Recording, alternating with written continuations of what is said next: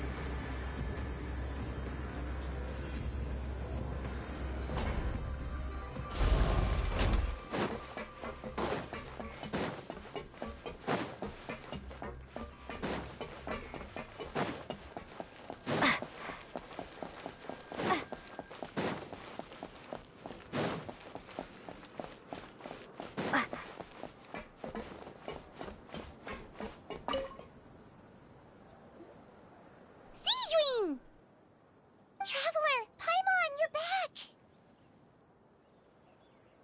Are you still doing all right? Did either of you get hurt? We're fine, but what about you guys? It was such a huge mess. How bad was it? A few people sustained superficial injuries, but that's about the extent of the damage. Monsieur Nervulette paid us a visit. It was all thanks to him that we managed to suppress the crisis for the time being. Of course, we must also thank you for the help you provided. How did Nervulette know that he was needed here? Well, Monsieur Nervulette has strong resonance with the hydro element. When the water level rises, he can feel the waves produced. I ran into the bombshell bros while bandaging the injuries of the wounded. They were mumbling the whole time about how you just ran down without a word. I'm so relieved to see that you're both all right. If you're not too pressed for time, please stay with us a few more days. Just let me know if you get a craving for any particular dish, so I can have Mr. Walsey get your meals prepared. Oh, and please feel free to visit the infirmary for a break at any time. I'd like to take the opportunity to spend some more time observing your facial muscles as well. Your happy smiles are quite contagious, you know. They're so memorable, and I've missed them immensely while you were gone.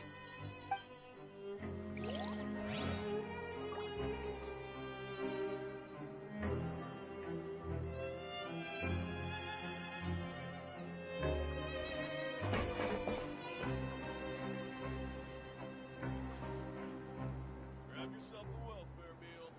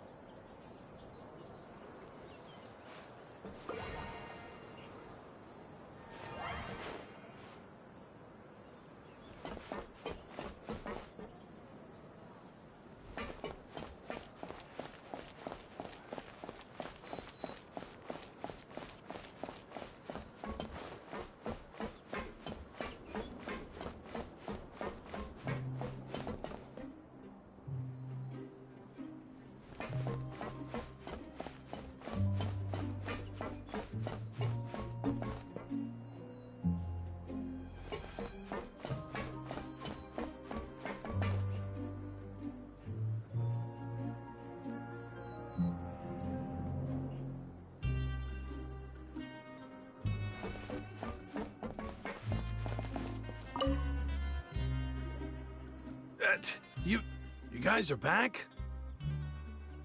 Crystal! Macaroon! You guys didn't get caught and thrown back down here, right? Huh? No, not at all. Ah, and here I thought you'd managed to escape from jail during all the commotion. I'd held you up as legendary jailbreakers, but now you're telling me you just never left? We're sorry, but we just had some business to take care of. All right. There's no need to get caught up in the details. We're just relieved to see you. He was super worried about you, you know.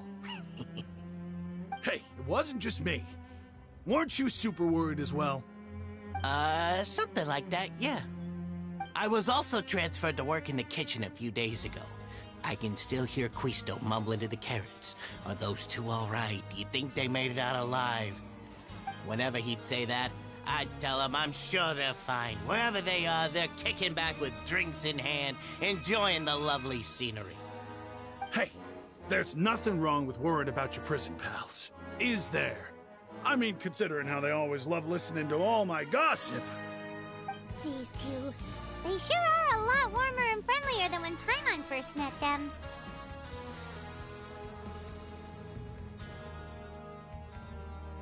Oh, well, if you say so. I'll be watching you to make sure you finish every last bite.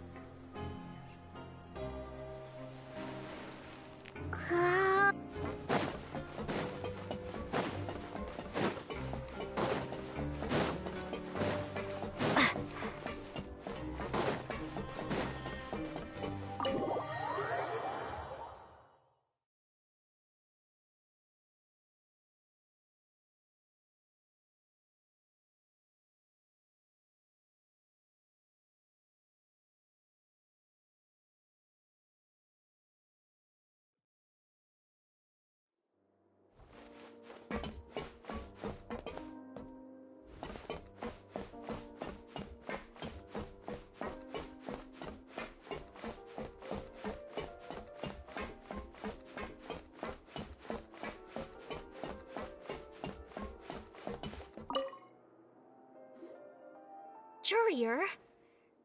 Miss Sishween told me you still haven't eaten. Yeah, I was working on something, so I forgot. That's no excuse for... Huh? What's you two? Junior, Lurvine, we're back! Hello there. It's been quite the mess here recently. How have you been?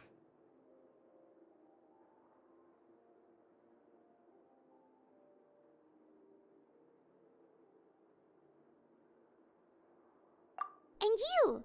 Are you still taking the secret passageway from the infirmary to work on the ship? Yep. That is still top secret, though. So don't say a word to anyone. It can be a bit annoying when there are lots of people in the infirmary, but I still prefer taking that route over the one from the Duke's office. I mean, the infirmary does make it easier for you to slack off. Oh yeah? Then why are you also here so much? You two really are just using your jobs as a cover for your relationship, aren't you? Not at all!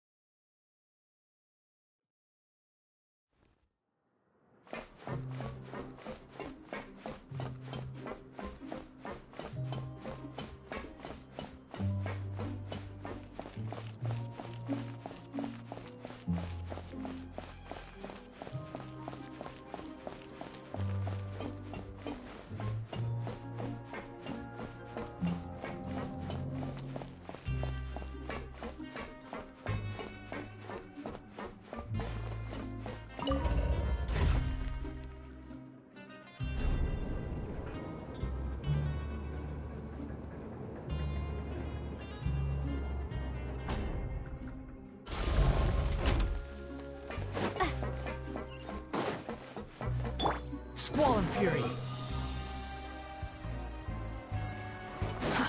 Too slow.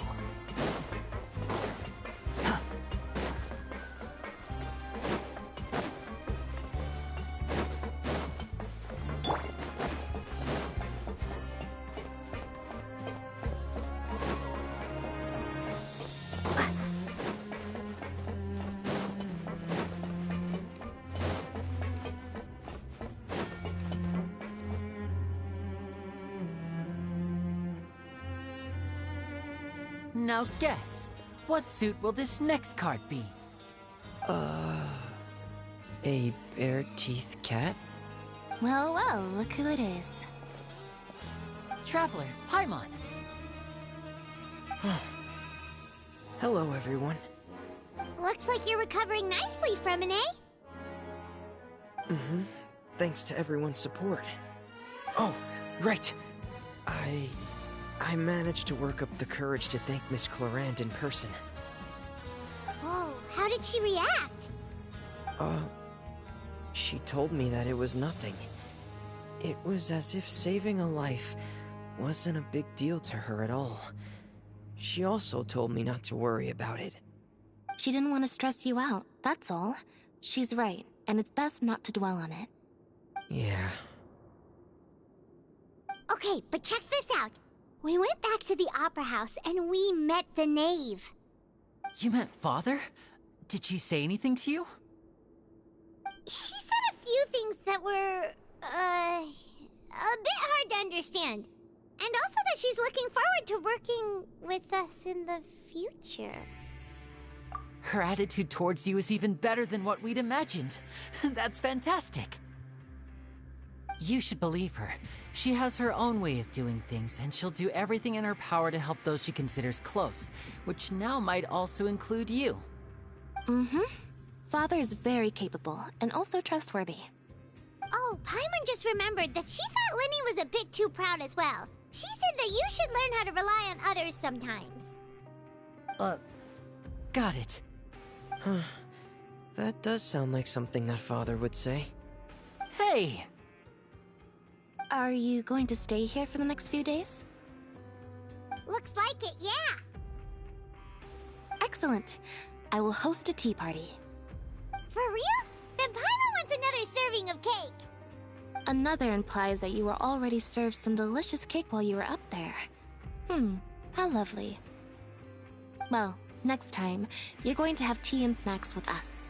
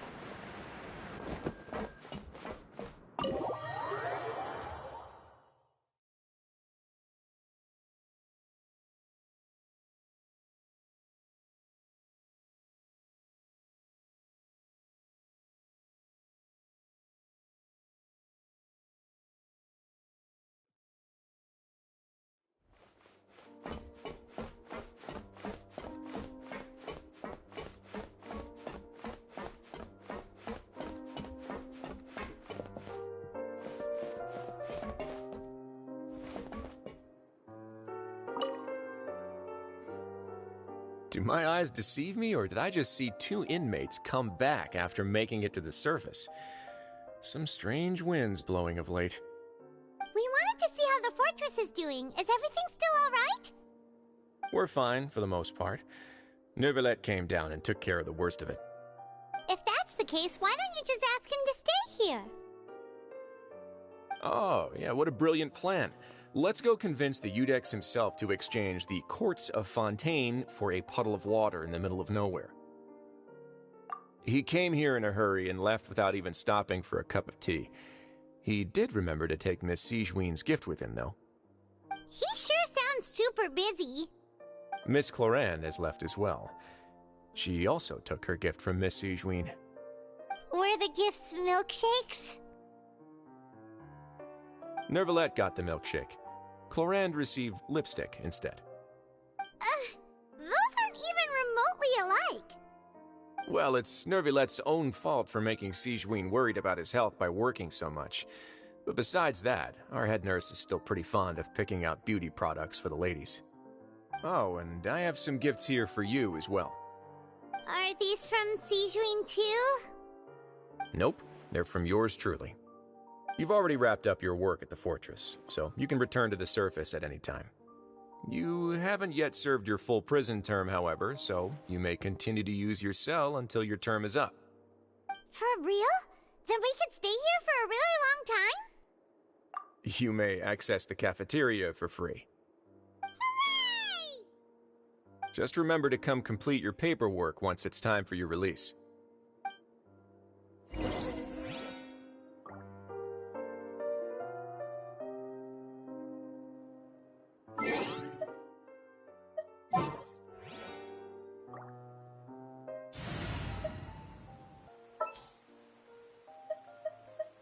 Yeah, I'll do my best, but I can't guarantee a victory.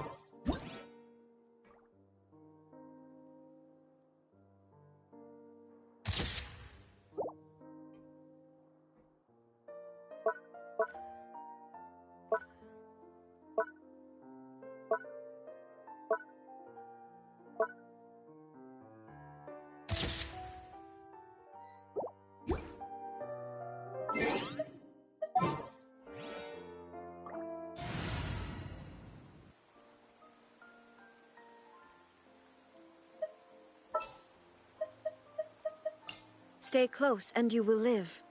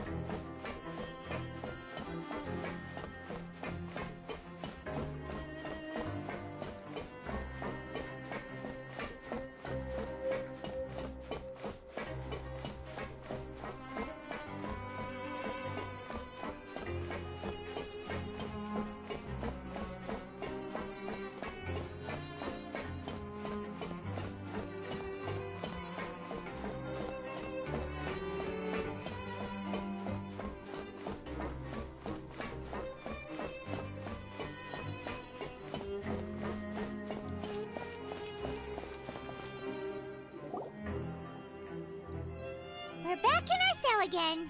We're no longer prisoners, though, so it really doesn't feel the same. Being free sure feels pretty special now.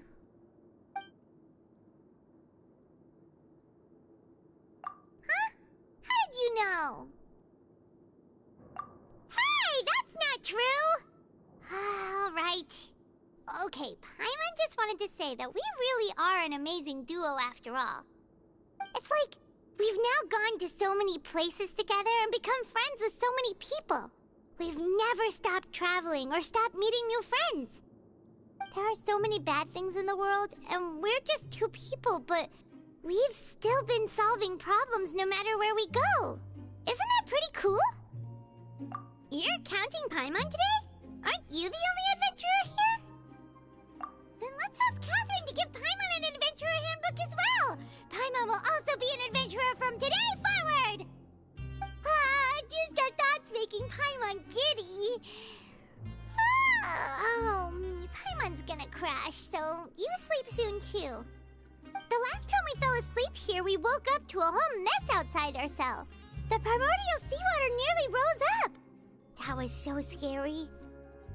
We should be safe now, right? All right then. Good night to you,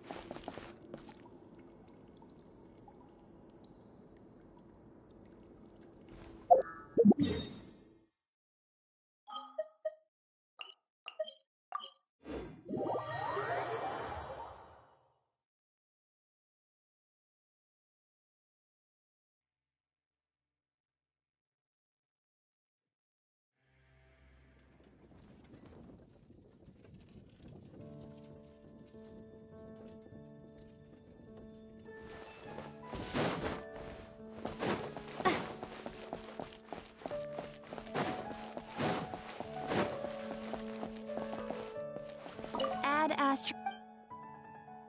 Thank you for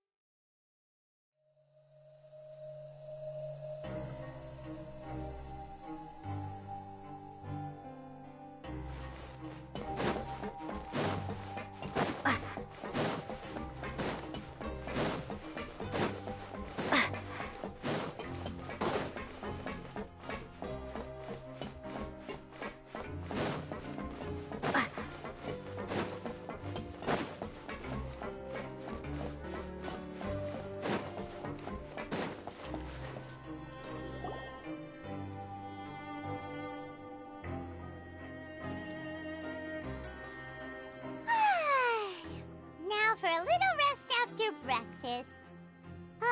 This is the life. Wait a sec. Isn't something important supposed to happen today? Oh, today's our big day! We're supposed to leave the Fortress of Mirapede! Come on, we've got to go complete the release procedures now!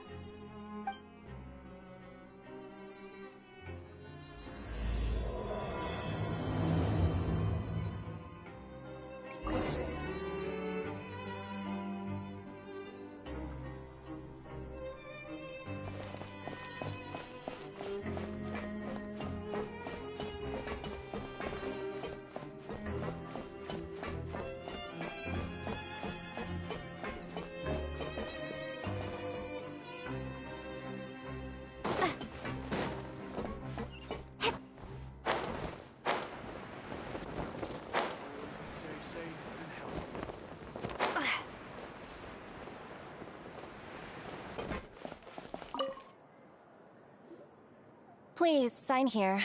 This document will be effective immediately upon signing, and you two may exit the Fortress of Mirapede via the regular channels. It's been so long since we've been to the surface. Let's hurry up and... What's happening?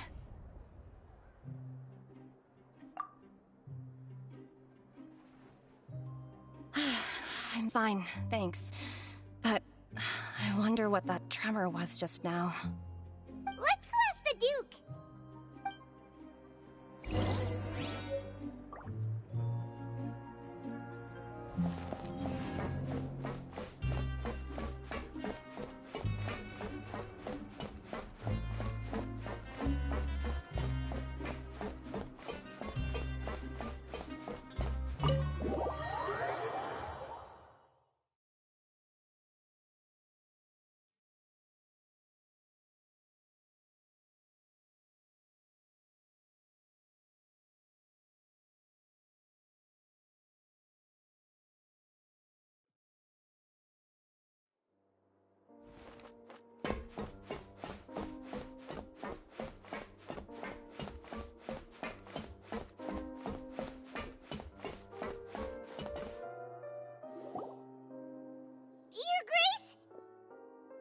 Ah, good to see you two. Is there something you wish to see me about? Yeah, what was with that earthquake just now? Ah, that. The tremor didn't originate from the seafloor. In fact, it seems it came from the surface. Over the years of serving as the warden here, I have developed a sense for distinguishing between what occurs on the surface and what occurs underwater.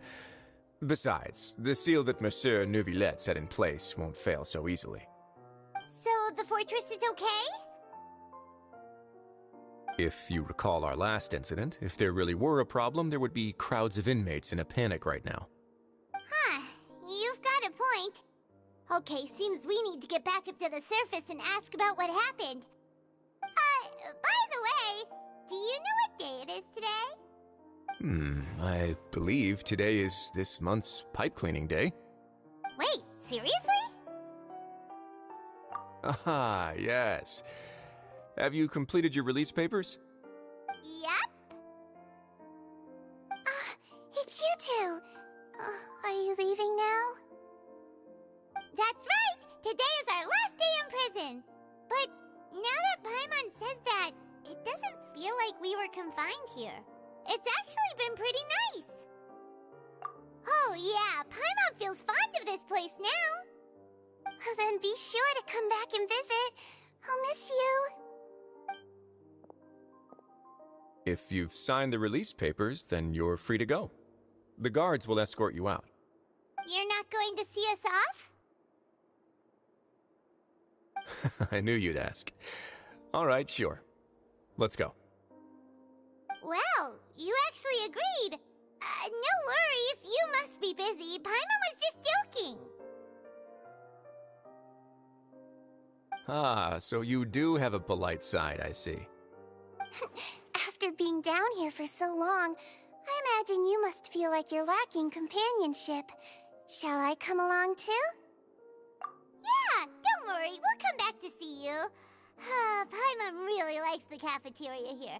The chefs sure do know how to make good grub. I hope you won't be here as convicts the next time I see you. We'll do our best to stay out of trouble.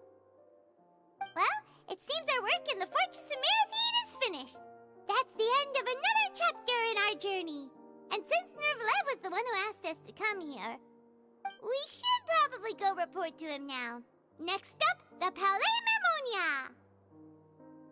You're going to see Monsieur Neuvillette? Please pass on our kind regards. I'm sure just your regards will do, no? I believe it would be the polite thing to do. You're right. I've heard the Palais has been terribly busy these days. Tell him that I hope he hasn't been overwhelmed by the recent string of troubles.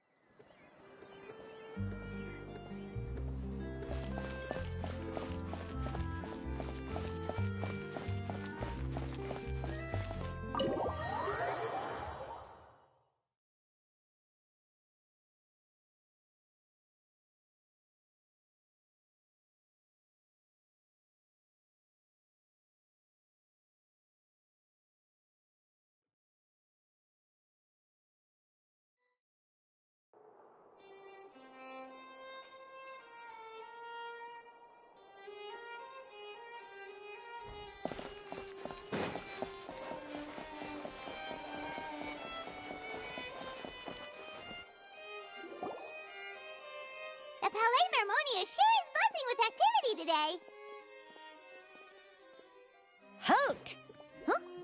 Oh, it's you two. Apologies. Monsieur Neuvillette did say you'd be welcome at any time. Excuse me. Would you mind helping me take a look at this report? I'll be right there. Sorry, I've got my hands full here. You can see yourselves in. Everyone's so busy. Seems a lot has been happening.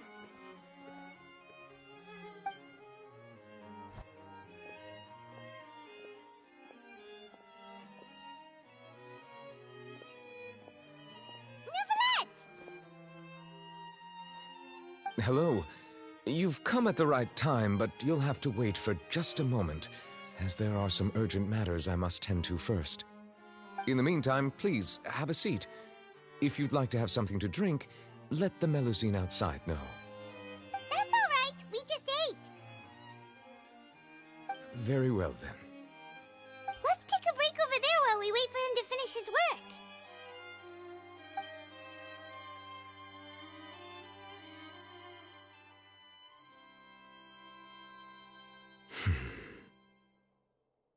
All right.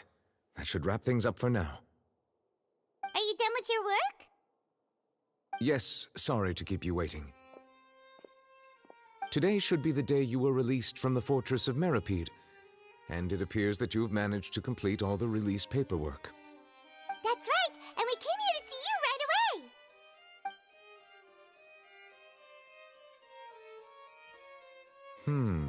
A massive whale. Do you have any idea what that might be? Judging from your description, that cannot have occurred in any ordinary waters, but rather something like the primordial sea. A whale of that size and shape cannot usually be found in the waters of Tevat. Therefore, we can only assume that Child is presently immersed in primordial seawater. Immersed in primordial seawater? But how? Is he okay? Most people wouldn't be capable of entering in the first place. I'm not completely sure how he could have gotten there myself.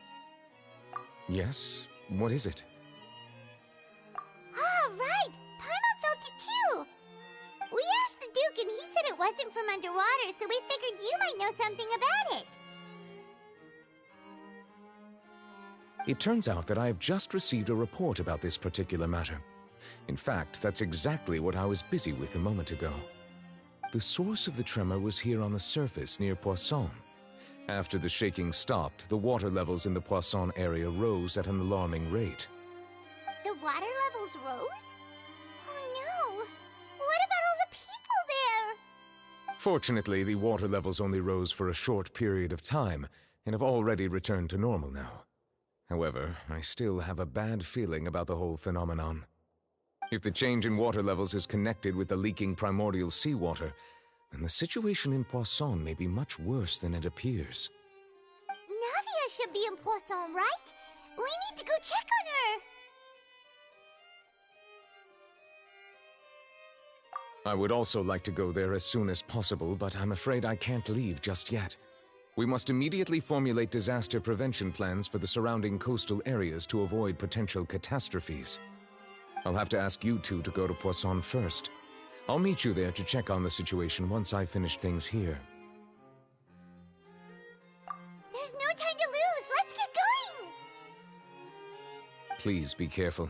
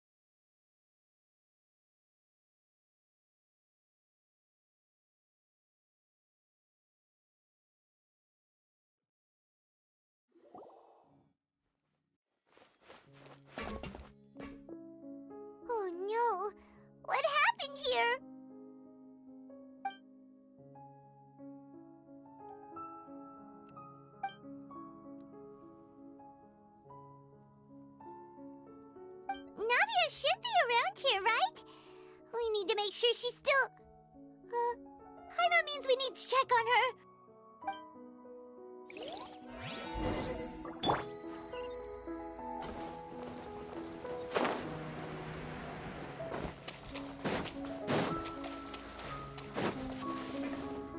Quit following me.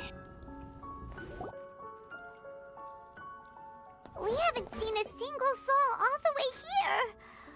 Oh, this is getting scary. What will I ever do now? Look, there's someone on the roof over there. Just stay put. We're coming up. Watch your balance. All right, just hurry.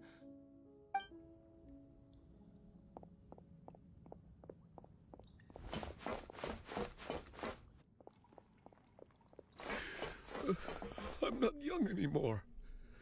How will I survive on my own? My Desiree! Oh, he looks pretty sad. My leg! My leg! How could this have happened? It hurts! Just hang in there. Help is on the way.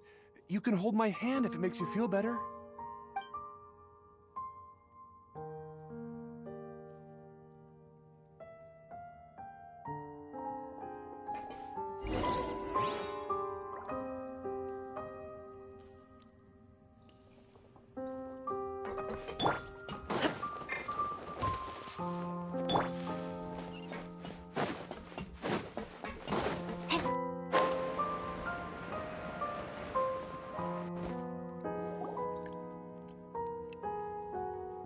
Oh, it's Navia. She's over there.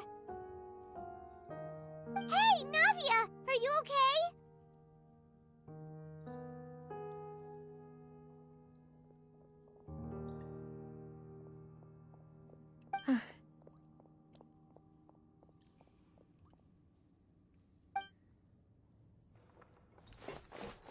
You're here. We heard there was a situation in Poisson, so we came as quickly as we could. Yes. As you can see, the water level suddenly rose. It caused quite the disturbance, in fact.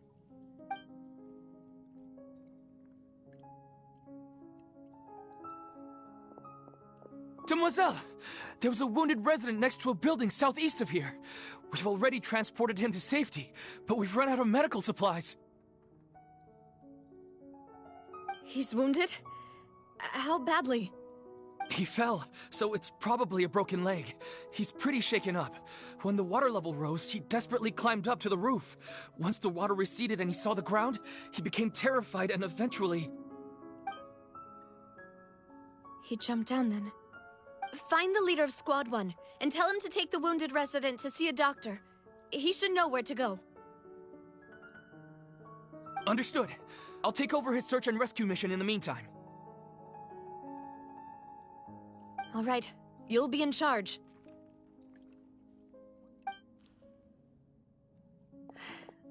I'm sorry. Where were we? The situation in Poisson? Ah, right. Allow me to explain. A little earlier, we suddenly heard a loud noise. At first, everyone thought that something might have exploded on an aquabus. But before we knew it, water started pouring out from everywhere. The rushing water seemed a little odd, almost like the unique color of primordial seawater. Some people didn't realize the danger and thought it was just ordinary water, leaking from somewhere. Everyone on the street who happened to be close to the water didn't have a chance to escape. As the water levels rose, they suddenly disappeared. They were all dissolved. Those who realized what was happening started to flee in a panic, desperately trying to get to higher ground. Many were injured in the stampede, and some people fell from significant heights.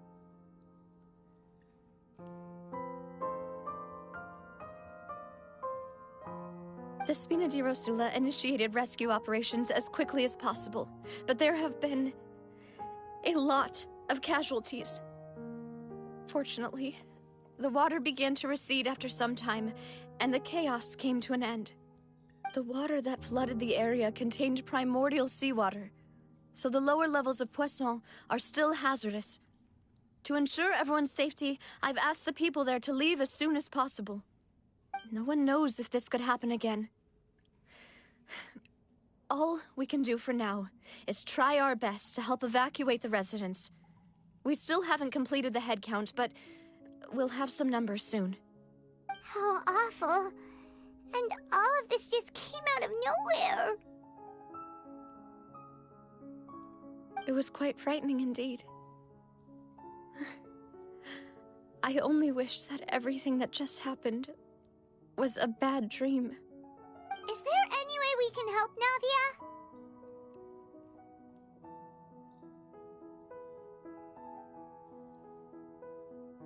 Thank you for being so willing to help in a moment of crisis like this. You don't know how much it means to me. I really can't express how grateful I am.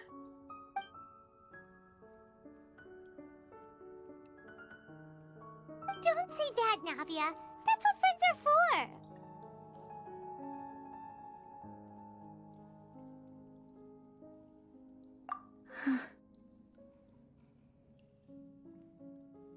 Demoiselle!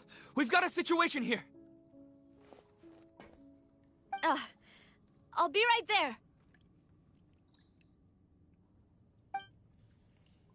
Sorry, I need to go for now. And off she goes. Seems it might be a while before she can take a break.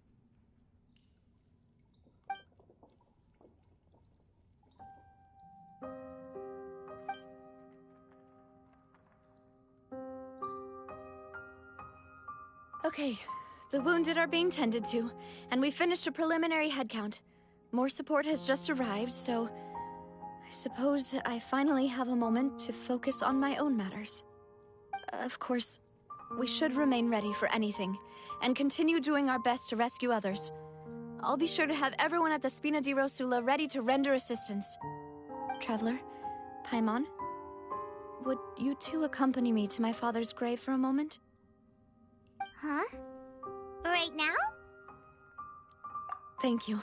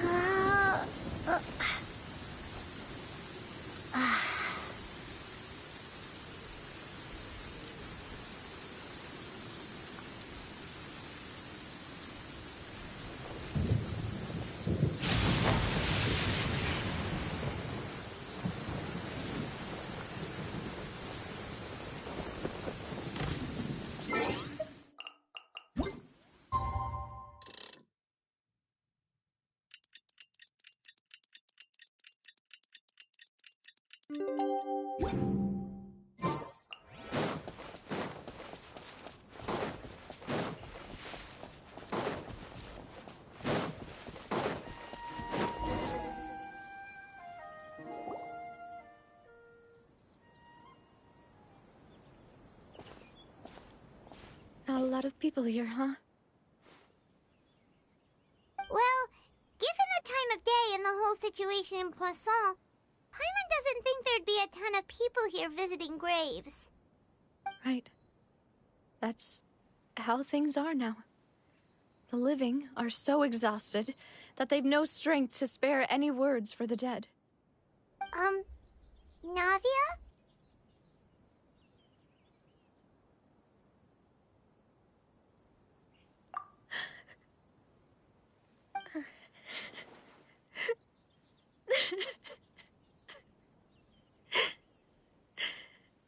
Navia, what's wrong? Sorry. I just... Malus and Silver... They won't ever come back here again. What should I do, Papa? Huh? What happened to them? Everyone agreed on the rescue plan, but still... I was the one who initiated it. They were helping evacuate the residents, but they couldn't leave in time. And they were caught in the seawater.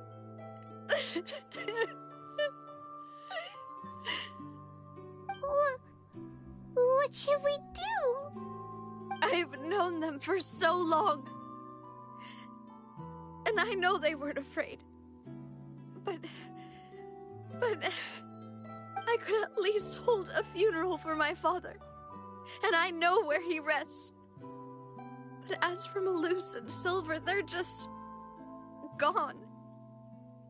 I just can't...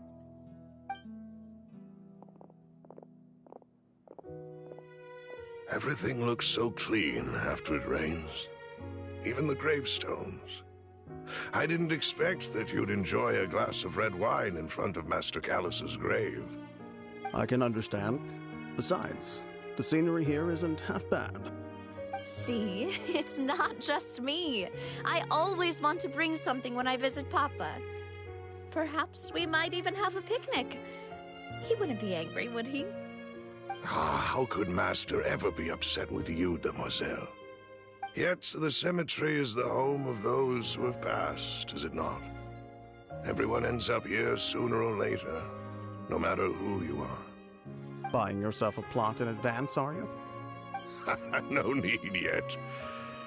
But when I do, I hope you'll let me be buried beside Master Callus, demoiselle. Hey, stop joking around. I'm quite serious. That way, it will save us both the trip to see each other whenever you visit your father's grave. That makes sense.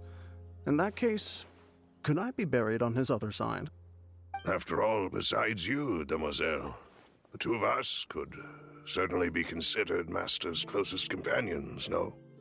Personally, I believe we fill those shoes just fine. Why are you bringing this up all of a sudden? Seriously. All right. I'll remember your requests. But I'd really prefer not to talk about this stuff. And what do you mean by saving me a trip? I'd make the journey even if I had to visit you two somewhere else. I'd promised to let them rest in peace here. But here I am breaking that promise. I'm sorry for letting you see me in a mess like this. I don't usually cry, really. Paimon doesn't know how to help you feel better. But, well, she understands how you feel. I had always thought I could make my wishes come true. But now that I think about it, that never solely relied on me. Many things can only be accomplished with someone else's help. Malus and Silver have helped me so much. But by contrast, I could do nothing for them. I'm so sorry. You can spend as much time as you need here, Navia. We'll stay with you.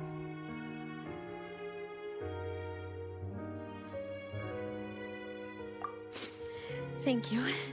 Right now, you don't know how much that means. By the way, you can have a look at this. It's a list of victims from the incident that took place here. Obena, Khan, Burnett, Giverny, Francine, Karina, Daisy Ray, Joinville, Julianne, Esson, as well as Malus and Silver. So, everyone else is safe. But still... It's okay. I know what you're thinking. And you're right. We lost Malus and Silver. But we were able to save more than we anticipated. The overall outcome indicates that the cost was worth it. Right! Don't think that way, Navia. One person might be saved at the expense of another, sure, but that isn't something we should ever consider a trade. Malus and Silver were not the price for saving anyone. They're heroes. You're right. Thank you, Paimon.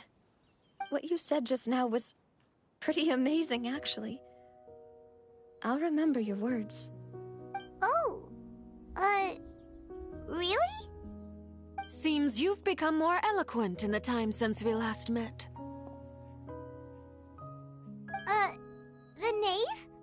What are you doing here? Is everything going well on your side? Yes, my people are carrying out the mission according to your request. All the residents of Poisson have been evacuated, and we're preparing to relocate them to higher ground. As for these supplies, we have everything taken care of. There is no need to worry. Thank you very much. Wait, do you two know each other? We just met recently. Right, Miss Navia? Usually, I would call this a coincidental encounter. But that doesn't quite fit this time. Besides, it never even crossed my mind that a Fatui Harbinger would come looking for me. Thanks to the Knave, Spina di Rosula received generous support from the Fatui, which allowed us to complete the rescue and evacuation work so quickly. Mutual aid is essential to fostering positive developments. We were already in the area, in any case, so it was nothing. That said, I must say that you're a lot sharper than you let on. I'm sure you understand what I mean. I apologize for all the ways in which I tested you previously. We've never worked with a Fatui before, and it's extremely important for us to know who we're working with. My subordinates have reported that Fatui soldiers have been observing water levels and taking head counts in various locations. I hear that they've also prepared a large amount of emergency supplies. I'm quite surprised. This is nothing to brag about, nor do I intend to. It is simply the way of powerful organizations to act forcefully, whether they are doing good or ill. You've witnessed that firsthand, in any case. As I've told this traveler before, I know of the prophecy, and I intend to prevent the impending disaster. Lending your organization a hand was a natural first step in accomplishing that. As such, do not be troubled by this token of our sincerity. Perhaps one day, you'll also be able to help me in the same way. Without your help, there would have been many more casualties. I won't forget your kindness. Furthermore, I sincerely regret what happened to Malus and Silver. I only wish that my people could have arrived a little earlier to prevent this from happening. Don't say that. You and your subordinates did everything you could. As Paimon said, Malus and Silver didn't choose to sacrifice themselves for any specific person. And they weren't the price paid for others' salvation. They chose to become heroes themselves. I've never liked hearing people put it that way. It's like trying to relieve pain by saying some noble-sounding words. But right now, there's nothing more suitable. They really did become heroes. You're right. I'm sorry for your loss, Miss Navia.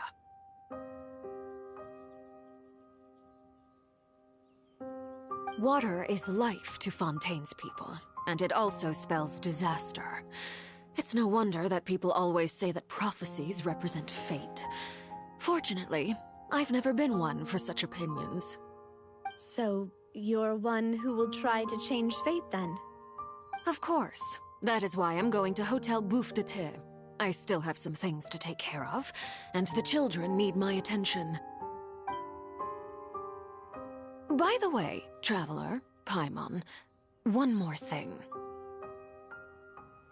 Alright, then we'll just... Huh? This isn't right. Paimon thought you would ask us to walk with you for a moment so you could tell us something in private.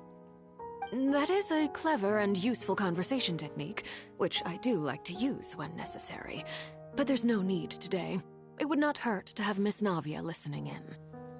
Traveler, I'm sure you remember that I said we could work together when we had the chance. You and I both know that there may be issues with the Primordial Sea. Previously, it was the Fortress of Meripede's sluice gate, and this time it was the water levels in Poisson. These are both signals. Indeed. Allow me to share the latest intel I've received from the House of the Hearth's intelligence network with you. During some recent investigations, a child claimed to have discovered some ruins near Poisson.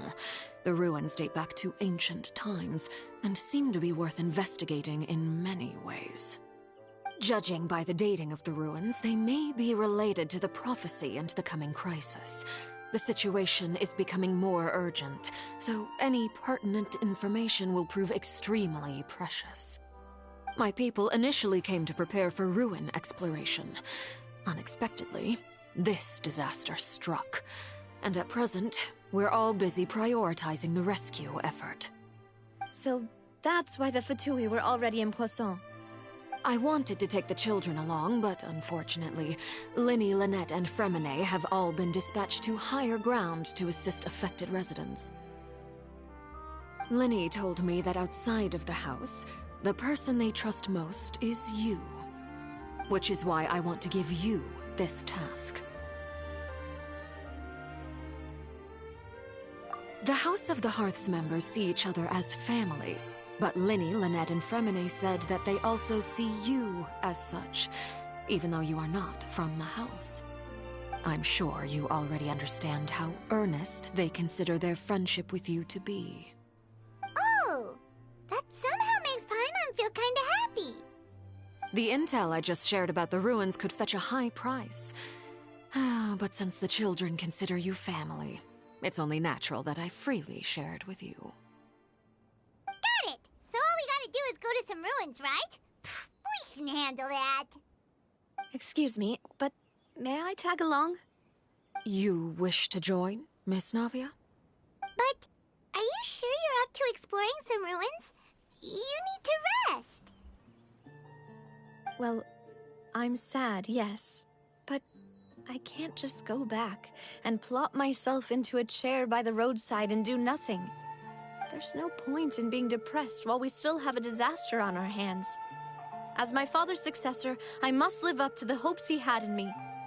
Besides, I'm also doing this for myself. I need something, a distraction, to keep my mind off Malus and Silver.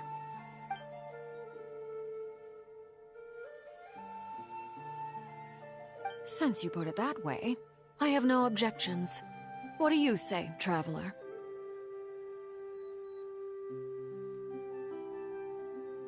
All right. The ruins are to the south of Poisson. Here's the map. Okay, the three of us will handle it. Come on, let's pack up and get going.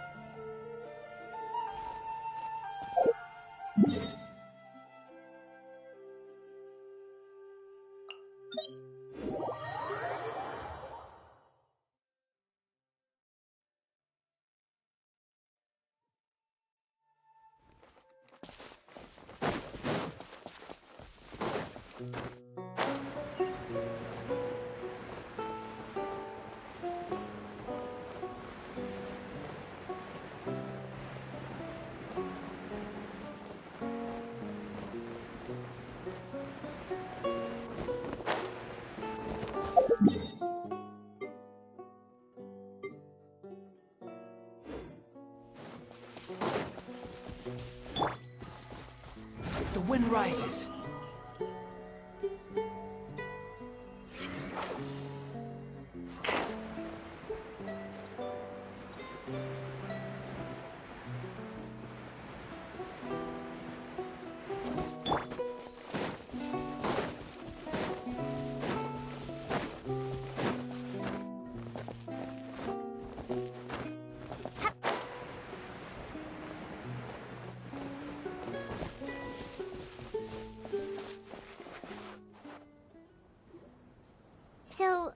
these the ruins the knave was talking about? Whoa, talk about old.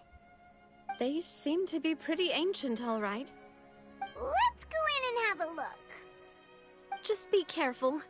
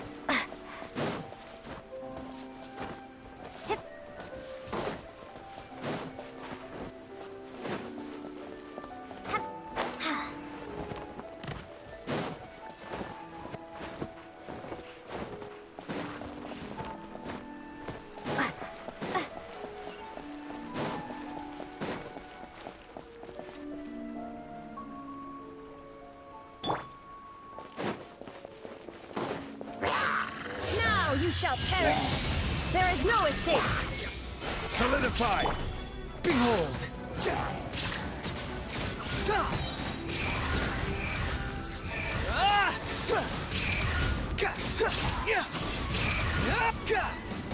Unsightly insects. Shine down. The wind rises.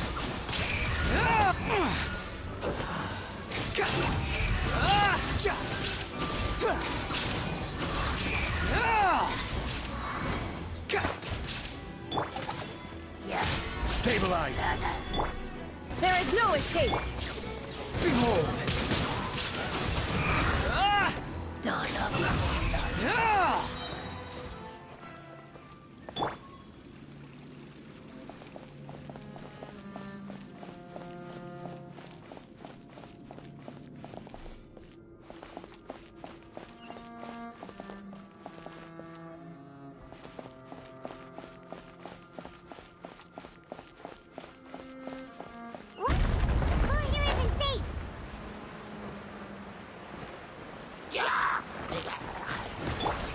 Shine down.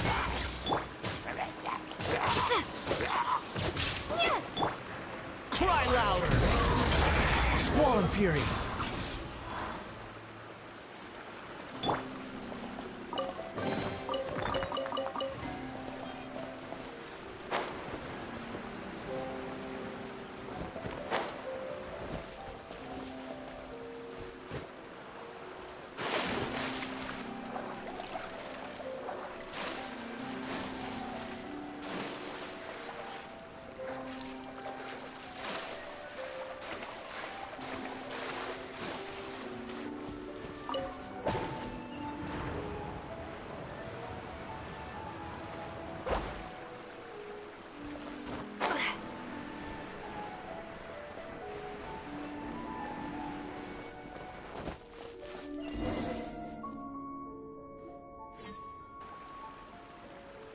This place has also been contaminated by primordial seawater. Yeah. And a lot of it, too. A Fontanian would most likely dissolve the moment they fell in. Right! You can't go down if there's primordial seawater. It's too dangerous, and it won't be any help for you to just stay here. Don't get by my wrong. We're not saying you're useless. It's just that... No, you're right. I can't do anything in this situation. I'll leave this to you.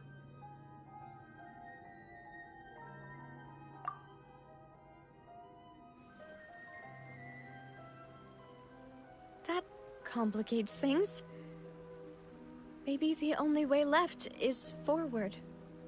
In that case, Do you want to wait for us here? The water levels here are unstable, and there's a chance the water will rise. So, staying here wouldn't be safe either. I'll go together with you. Perhaps we'll find the exit just up ahead. All right. Come with us for now then, but please be careful.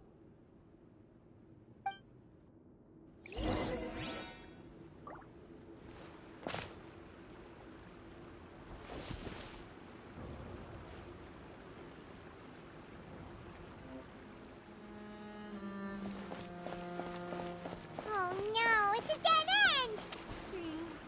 Let's try climbing over from the side.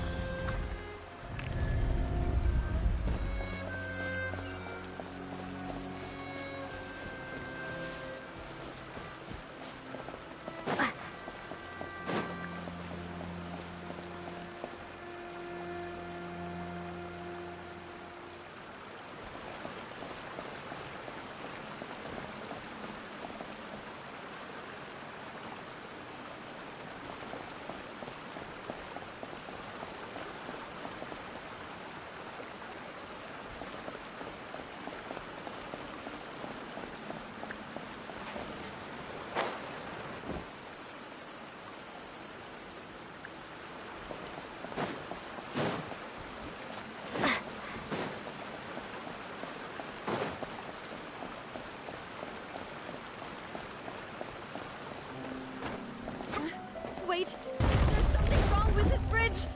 Run for it!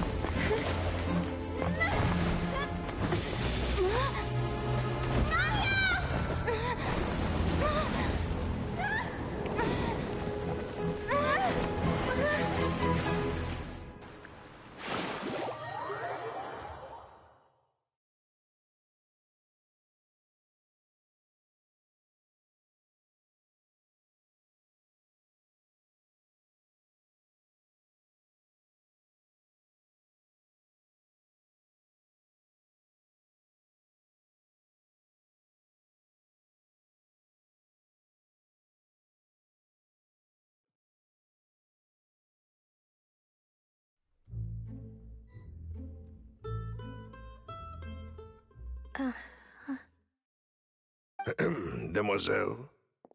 Huh? Demoiselle, what are you doing here by yourself? Would you be standing here till dark if I hadn't come to get you? Maybe she just wants some time to herself, Maloose. Hmm? Oh. Was I sleeping? Yes, it would appear so. I must be tired. That's quite possible. However, you were the one that suggested we go out for a walk. Oh, right. I nearly forgot. It must have slipped my mind when I dozed off. I haven't had a nap today yet. Have I? This is a familiar feeling, yet something's a little strange. Is something the matter, Demoiselle? Oh, no. No, I'm fine. I was just trying to recall why we came out for a walk. Do you remember Mr. Giverny? He'd requested our help before with foreign merchants who had a debt dispute with him, and we'd resolved the matter not long ago. We were headed to see how things were going with him at the moment. Ah, right. Yes. I remember now. Oh, Miss Navia. Ah, Mr. Malus, and Mr. Silver, too. It's good to see all of you. How have you been? I've been great. Thanks to your help, those bothersome merchants finally realized that I wasn't the one they were looking for. Why, I wasn't even the guarantor for that person. They were knocking at my door day and night. Even my neighbor, Obina, was getting fed up with them. Sometimes force is required to calm someone down and get them to listen to what you have to say.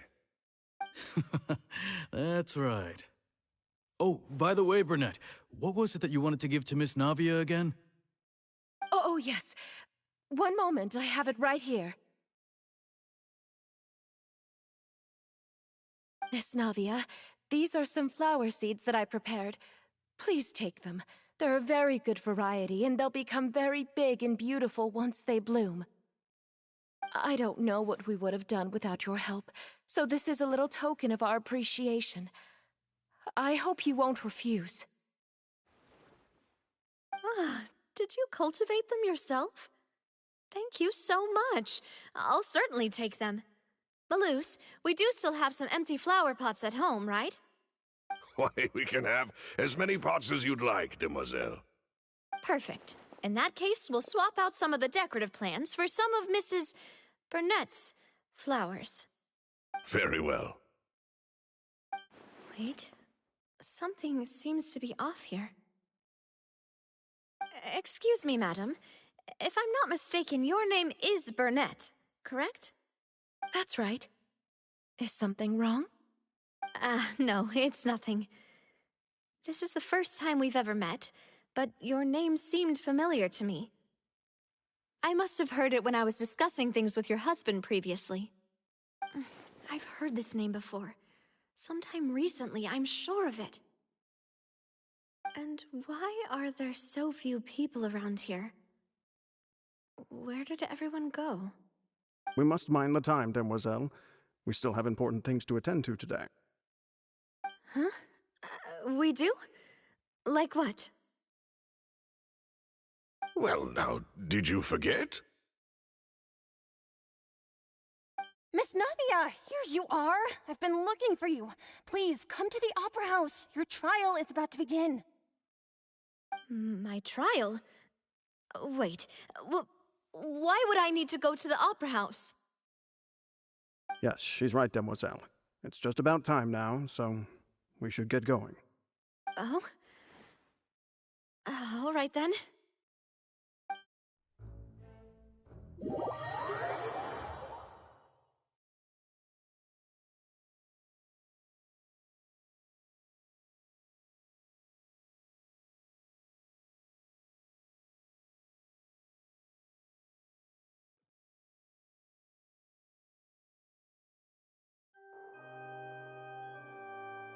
Look, it's Navia!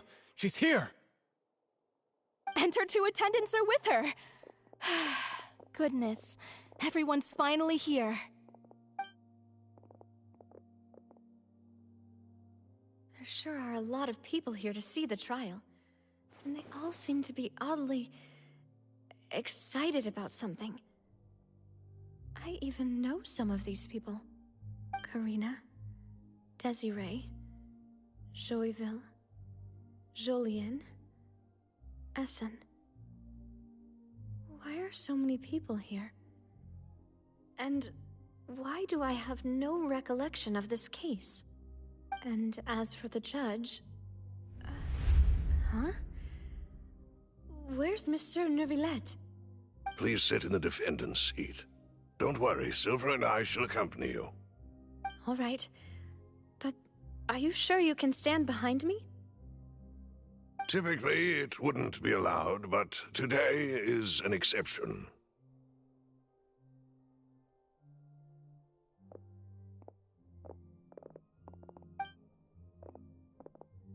Hey, what kind of place do they think this is? Come on, do they have any idea what they're doing? Seriously.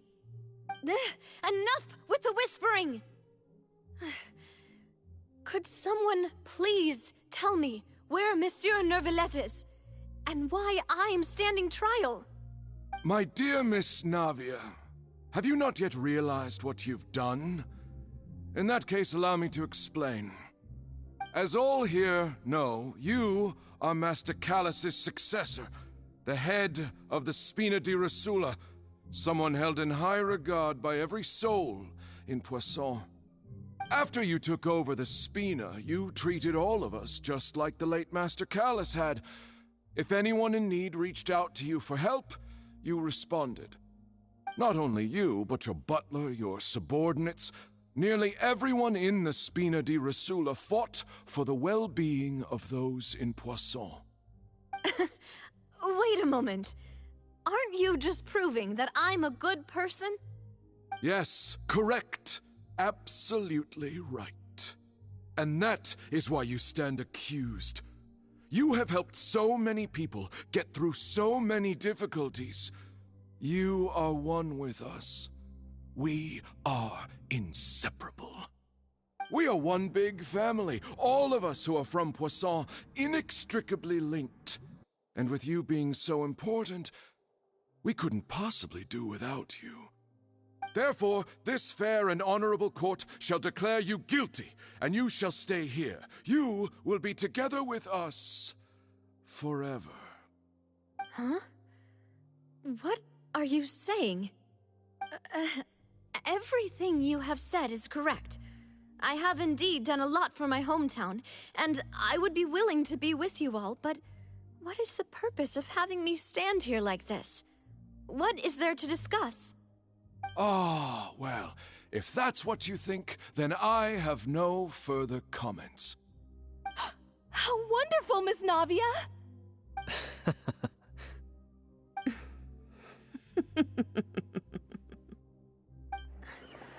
I know all these people. Why are they laughing? I seem to remember now. Yes, I get it. This trial is... Wait just a moment. This isn't right! Melus? What was that, Mr. Melus? Our conclusion is very clear and unanimous. Let the court judge her now. She's guilty! Stay here, Navia! You're one of us! Demoiselle, don't admit guilt. This trial means to keep you here forever. I wish to exercise my right to defend Our Lady. Mr. Joinville, you only know of Navia's goodness, but nothing of her utterly independent mind. She was born a free and independent spirit. She has never been tied down by anything. Indeed, even the death of Master Callus couldn't stop her. Her actions cannot serve as proof that she identifies herself as part of any group. She merely acted as an individual, extending her hand to help others. Please do not mistake her actions as being otherwise. Really? As an individual, you say? Don't forget, we are all Fontanians here. This is the nation of justice, the nation of Hydro! Even if Miss Navia only voluntarily rendered her assistance, that doesn't change the fact that her beautiful soul must return to everyone. Water accepts all, blends with all. It will surely accept her kindness. Everything is measured here in the nation of Hydro, and in the end, everyone shall meld together. Thus, when a unanimous opinion emerges, that opinion represents justice. Now I speak for everyone. Our opinion is consistent. Navia should stay. We and Navia are one. And you would call this justice? Preposterous. You are merely jealous that Demoiselle still has a chance to exist as an individual. Have you forgotten how much you all once longed to become individuals, to become independent? Do you mean to defy our justice? If your justice is flawed, then why should we acknowledge it? As you said, we can also have our own justice. Silver and I shall defend Demoiselle. And that is how we will enforce justice. Ugh, my head... It hurts. Demoiselle. Silver, it hurts. My head is spinning. All I can see is stars swirling in front of me. I remember now. Everything that seemed odd from the very beginning.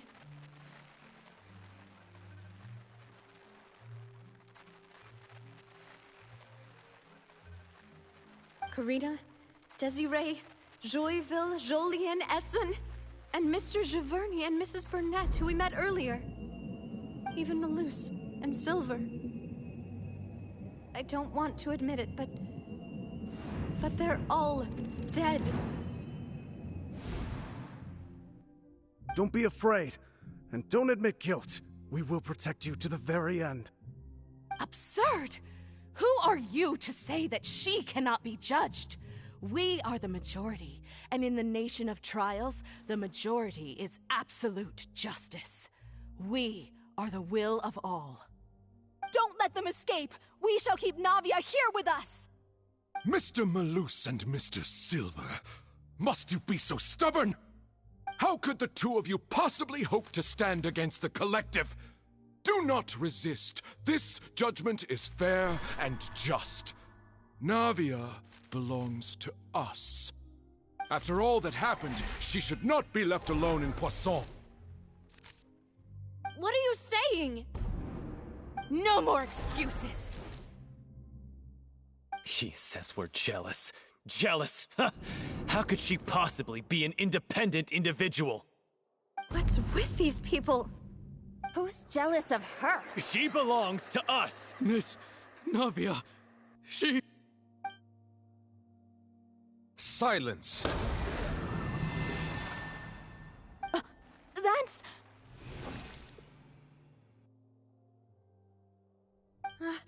Monsieur Neuvillette! Such commotion is prohibited in the court. The accusations you just presented are nonsense and cannot constitute a proper trial. The court will adjourn for the rest of the day. In this, I shall hear no objections from any unauthorized party. Our thanks, Monsieur Neuvillette. Please leave with me, Miss Navia, while there is still time. But... Go on now, demoiselle. This is your only chance to leave this place. What, can't bear to leave us behind or something? Malus. My apologies. I couldn't resist making one little joke once I realized that this shall be our last goodbye. Malus. Silver. Quickly, you must come now. Goodbye, demoiselle. Farewell.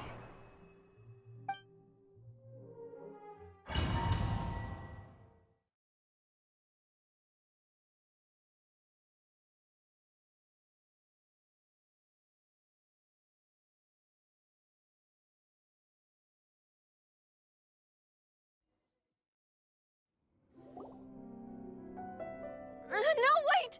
Just a second! Navia? You're awake. Good.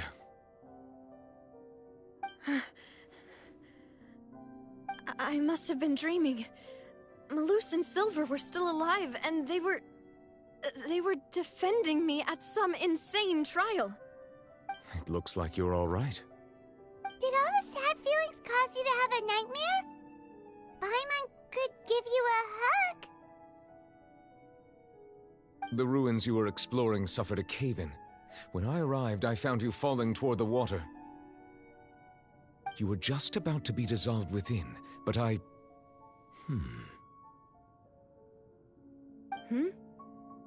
What is it?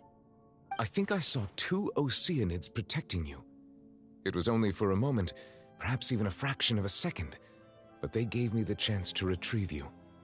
Were it not for their intervention, I would not have been able to rescue you before your consciousness dissipated. Wait, did you say Oceanids? You mean like what happened with Vache? Perhaps those 2 Oceanids were the people you saw in your dream. I always told them that they didn't have to protect me. To think that they'd keep doing so even after death.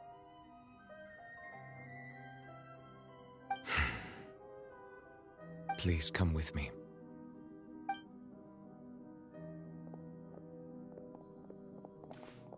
Neverlet, are you okay? Hmm? Oh, I am quite all right. Perhaps there's something we could chat about? Why do you look so stiff all of a sudden? Oh, Paimon knows. You're the type who feels awkward when there's nothing to talk about, right? I merely thought that we should give Navia some time to herself. Huh? Why didn't you just say so then?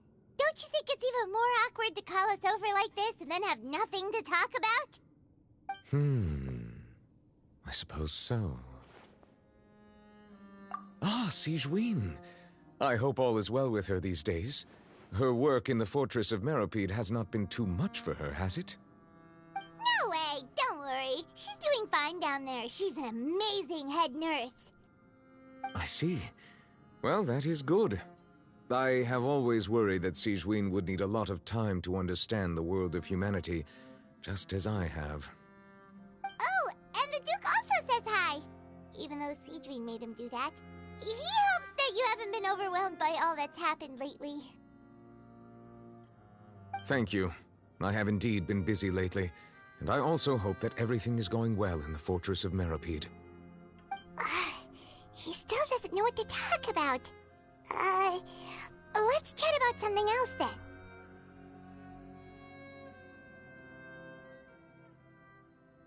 So, Neverlet, you're probably quite the swimmer, huh?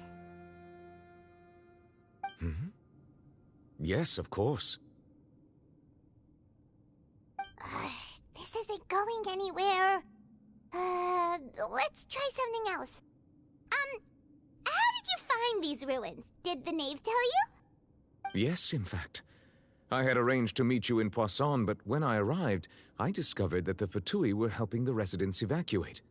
They had even transported a large quantity of supplies to the area.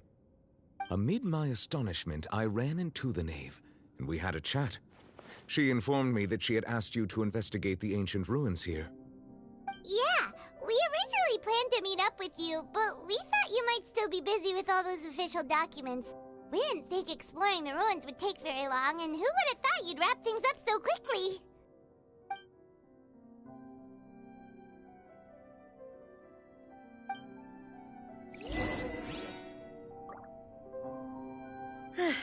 I'm sorry to have kept you all waiting like that.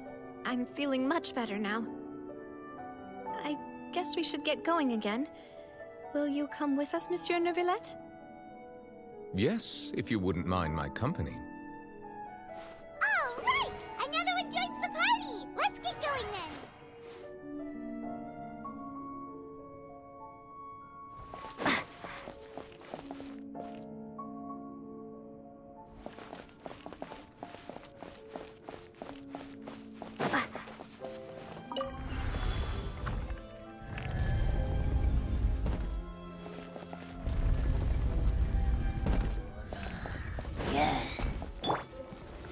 Solidify! Illusion shattered! Inazuma shines eternal! Go!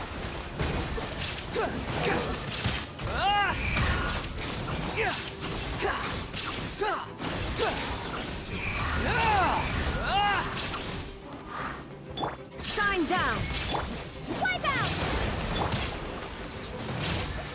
Behold!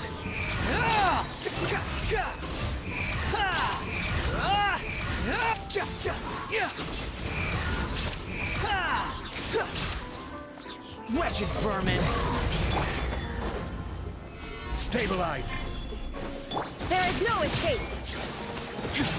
The wind rises. Nada Kundala.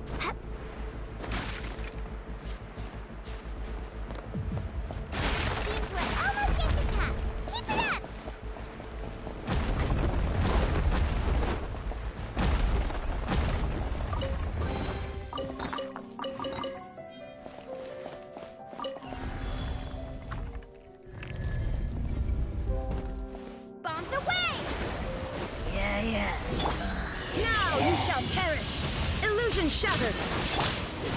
Stabilize! Unsightly insects! The wind rises!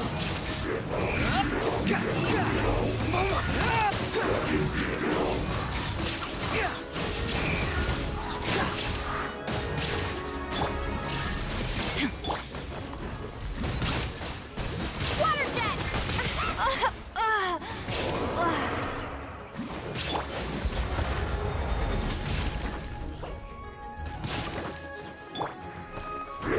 Wretched vermin!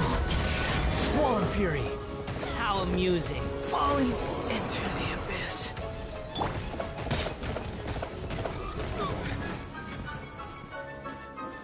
Gather!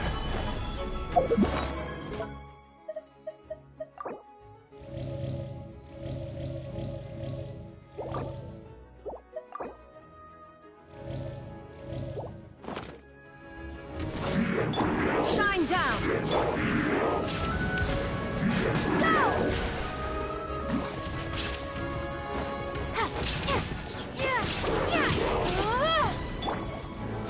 Stabilize! Torn to oblivion!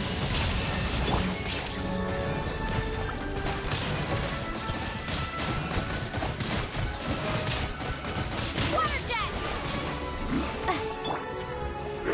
Solidify! Wipe out!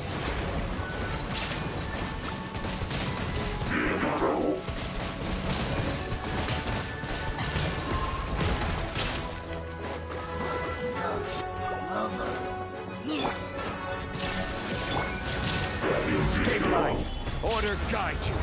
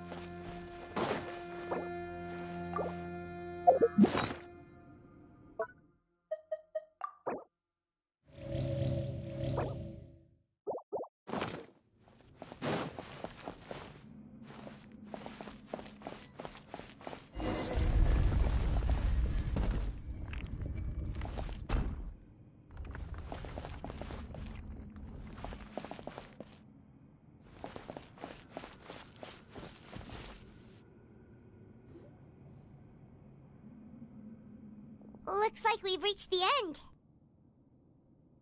This is the place. There should not be any other hidden spaces in the vicinity. The path sure had some twists and turns, but it turns out that this place isn't actually that big.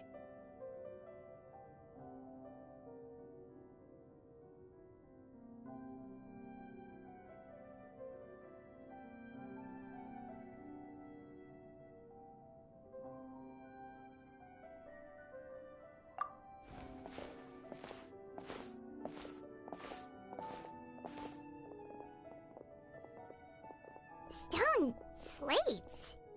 It seems like they were put here as an offering.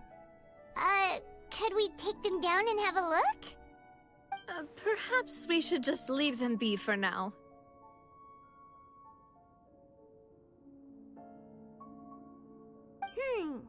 There are 4 locations in total, but only 3 stone slates. The slate that should be in the first empty spot is missing. The surrounding walls also show signs of damage. There's something written below. Let Paimon see. Reason dictates that this nation be destroyed. I shall record the history of its future here in its past. Say what? It feels like someone left these slates and these words here for a purpose. But does he mean that Fontaine should be destroyed? That would fit the circumstances dictated by the prophecy, yes. Indeed, the slate's contents correspond to it. Take the second slate, for example. There's a person kneeling here. She seems so dedicated. And there's a whole bunch of other people behind her doing the same. She's facing this... what is this? Some kind of island in the sky? And is that Lady Farina in the third image? Did the Hydro Archon fall into the water? And is that a ring of people around her? Paimon doesn't quite get it. Are they all in the water? The fourth image. I know this one. This exactly matches the content of the prophecy.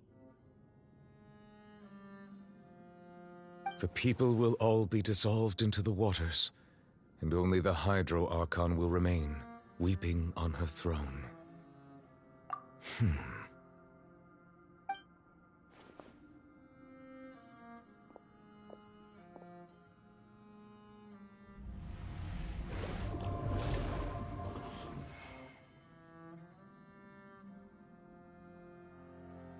More information should be hidden in these slates, but I fear I cannot easily uncover it, most likely due to us missing the first slate.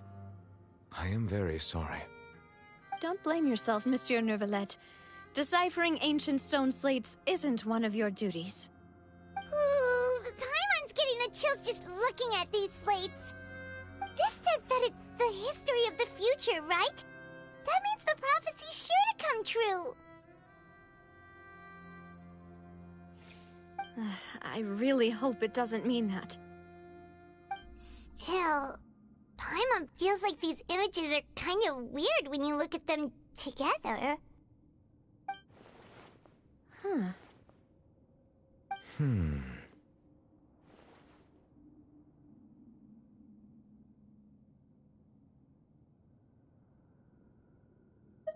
That's right!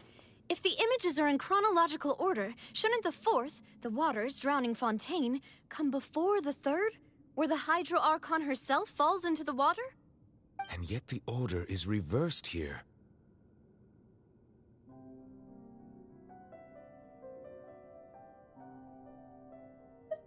If we go by timing, Lady Farina only emerges in the third image. That means that the person in the second image might be the previous Hydro Archon. Egeria, then. I had never met her, but her appearance here does match the records.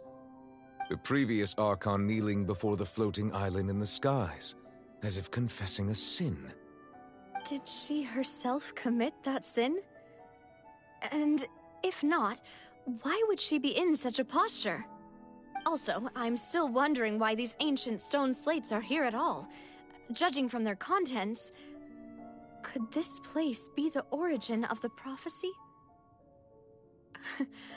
Does that mean that someone, or some people, once saw these slates? But who would have created these slates and left these words here?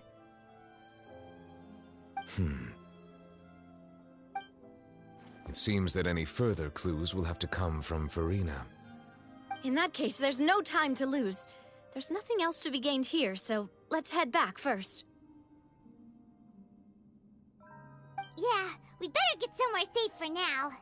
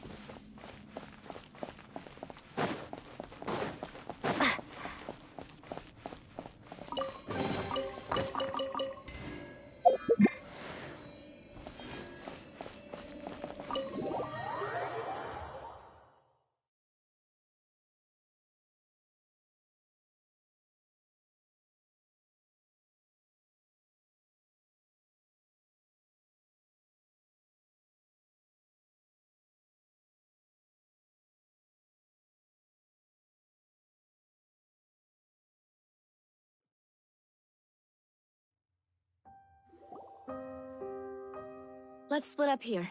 I'm going to check on what's happening with the Spina. You know how it is.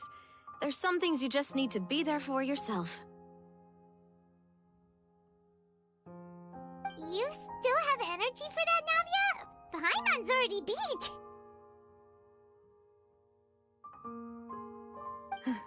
Just head back to the Fluvsandra and have a rest then. Thanks for keeping me company all this time. I'll depart as well. Thanks for your hard work today. Rest well, everyone. Traveler, I will go talk to Farina tomorrow morning to ask about the stone slates. I'm sure that you're concerned about this matter as well. If you have time, drop by my office.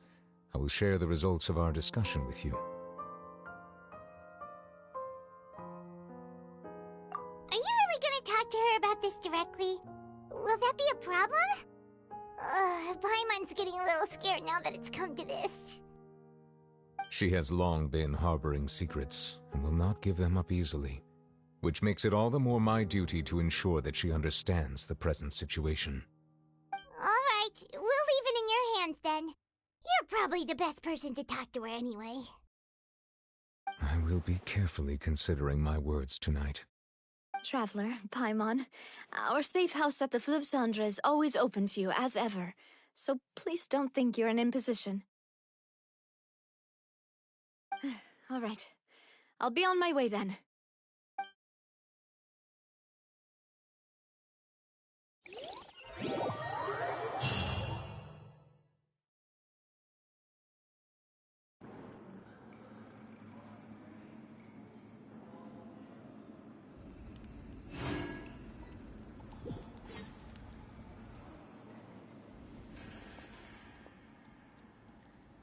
Welcome back.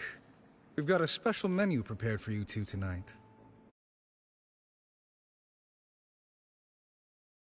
No, the boss is the best.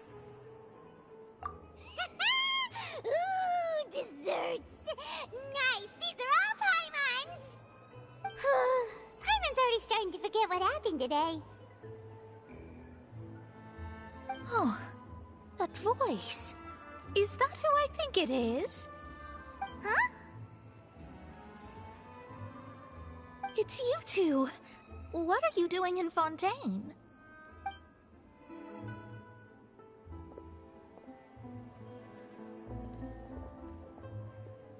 Mona?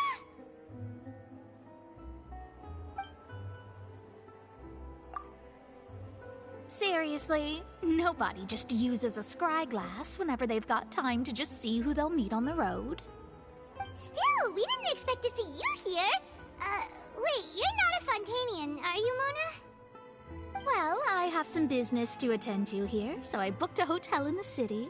I was just out for a stroll when I bumped into you. Quite unexpectedly, if I might add. Why did you think I was from Fontaine, though? Is that because Magistus doesn't sound much like a Mondstatter surname? Yeah, let's go with that. Well, I used to have my own surname, which was well, some other thing.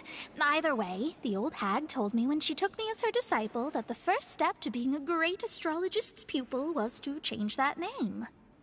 There was nothing for it, really.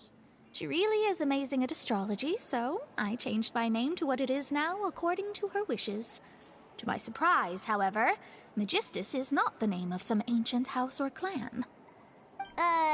It isn't? Nope. Although it is used by us in place of surnames, it generally just means great. Wow! Imagine including a boast in your name. Wait, are you gonna have to put that into your genealogy as well? I reckon so. In any case, I'd give my disciple a name like this as well, if I were to take one. Astromancer Barbeloth Trismegistus. Whoa, that's a long one. Does it also mean great or something? My name means Mona the Great Astrologist. As for the old hag, hers is, in plain speech, the thrice-as-great Scholar of the Stars. Just take it as a title specific to astrologists. Thrice as great? That's so petty. I know, right? That's just how she is.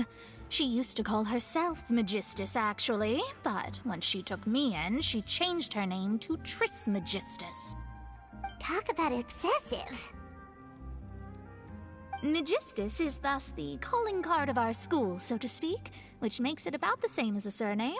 It's all right if you don't get it.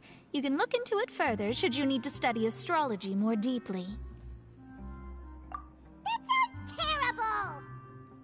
But anyway, you're not Fontanian, are you, Mona? You're from Mondstadt, right? Well, I was born in Mondstadt, yes. My parents migrated to Dornman Port, and I traveled with the old hag for a while, after which I settled down in Mondstadt City. Oh, that's a good thing then. At least we know you won't be dissolved by Fontaine's waters. Speaking of that, I'm sure you're aware that a bunch of things have happened here in Fontaine, right? I know you're not a local, but I'd avoid getting too close to any water that looks strange all the same. There's something ominous about it. Well, the water, I mean. That was the main reason, yes.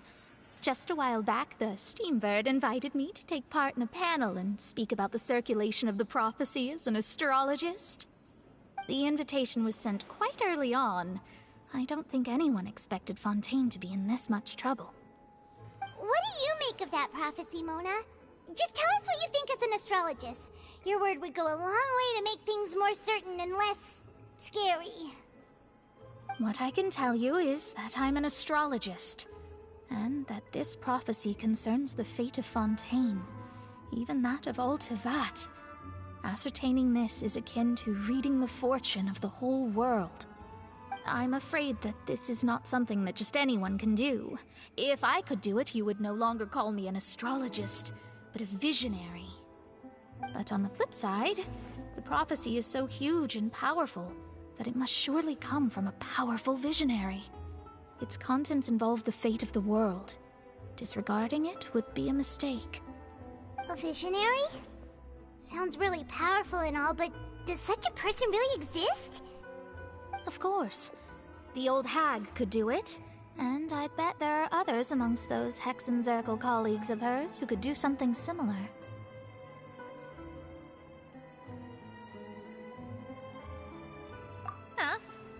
Are you sure?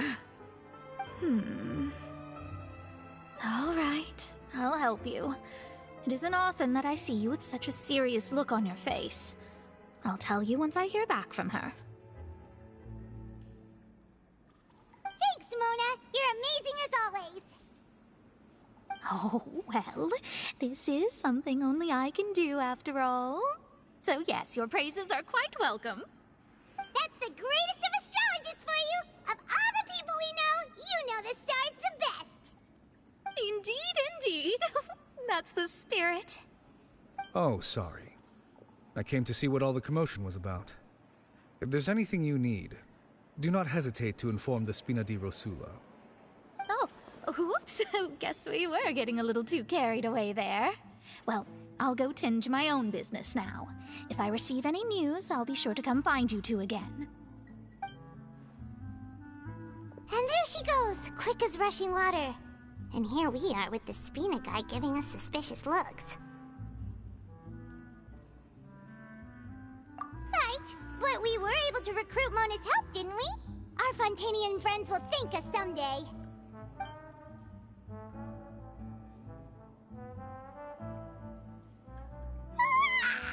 Good morning. To be honest, I'm still feeling kind of sleepy. But it's time to get up, Traveler. We agreed to go see Neuvillette, so let's pack it up and get going.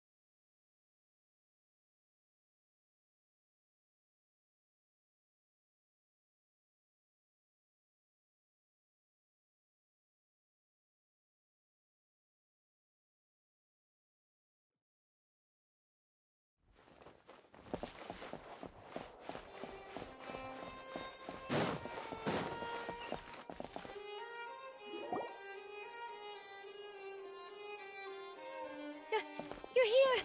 Finally! Is something wrong? Monsieur Neuvillette and Lady Farina, they seem to have gotten into a dispute. Please go see for yourself.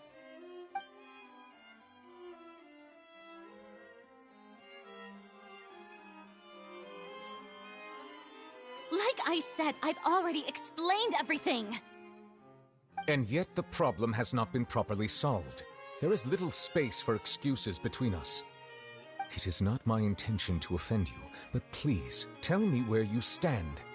You are the Hydro Archon Focalor, are you not? Look at this. This is a list of the victims from the recent Poisson incident.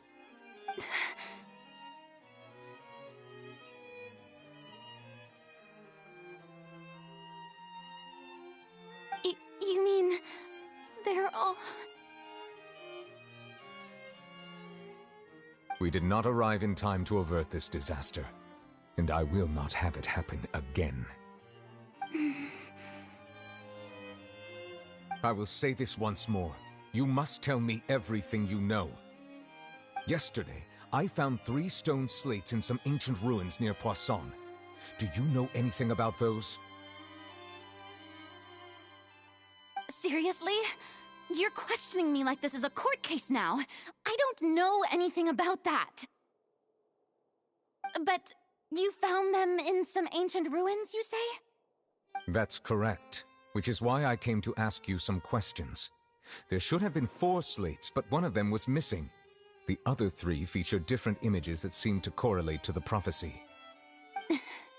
The prophecy?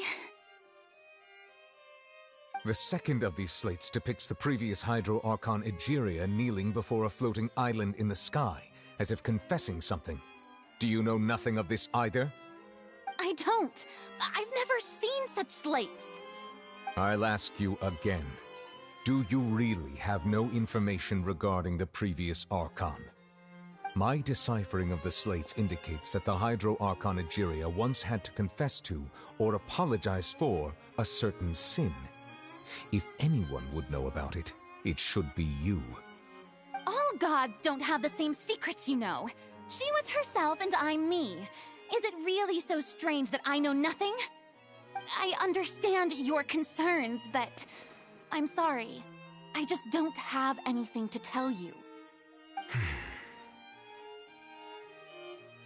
Forgive me for saying this now, Lady Farina, but I have long known of your various secret investigations into certain matters.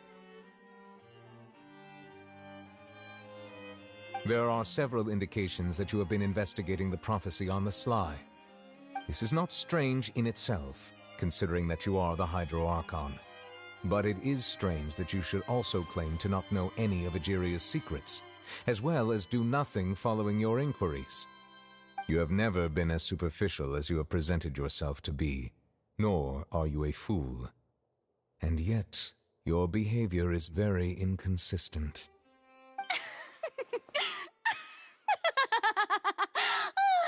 So you've been watching me all this time, have you? I didn't think you were that type. You... Well, since you know about my secret investigations, then you should know I'm actually working to take care of it. There's no point questioning or suspecting me. You're the Eudix, but you're still my subordinate. You should be following my lead. Just trust in me, your Archon, and do as I say. Never mind whether you can truly convince yourself to or not. It'll all turn out fine. That's all I have to say. We do not discuss this matter again. Oh, the opera's about to start. Toodles!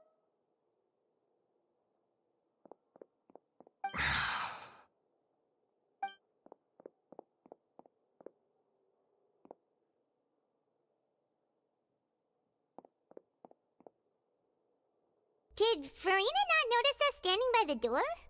Wonder what's up with her. She was smiling. She didn't seem in the mood to care if we were listening in or not. I assume you've been outside for a while now? Oh, you noticed. Seems Farina didn't even realize we were here. She was in a great panic, though I cannot discern the reason. Our discussion reached impasses time and again, a state of affairs that we cannot allow to continue. Still, I do not understand. Dialogue is the basis for understanding, so why did she keep refusing to engage?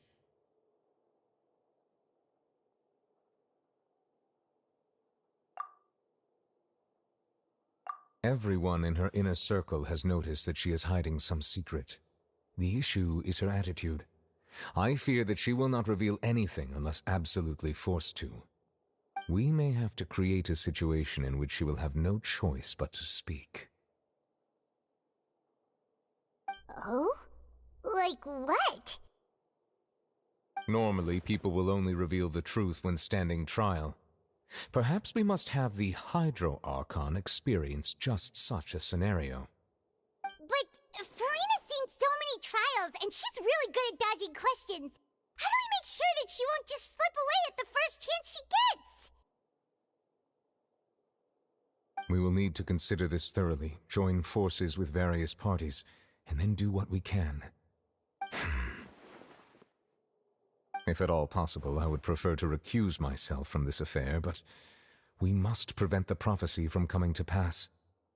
This may be cruel to her, but all Fontaine is in crisis.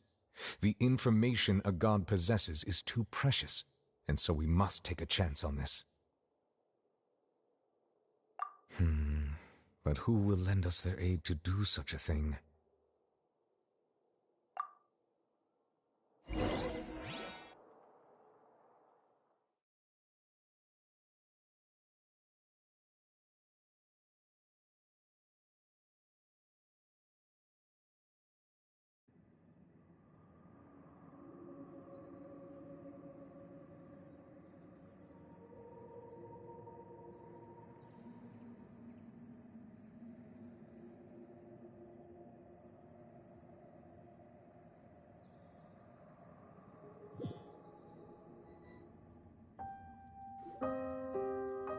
Well, that's everyone, huh? Speaking of which, it was pretty smart of you to think of hiding here. Poisson was just involved in a disaster, so it's presently devoid of people. That naturally makes it the best choice. And here you are drinking tea like it's the most natural thing in the world, huh? That's what family should do. Sit and enjoy a leisurely time together. It's nice to enjoy tea here, you know? Care for a cup? Lend me your ears, everyone.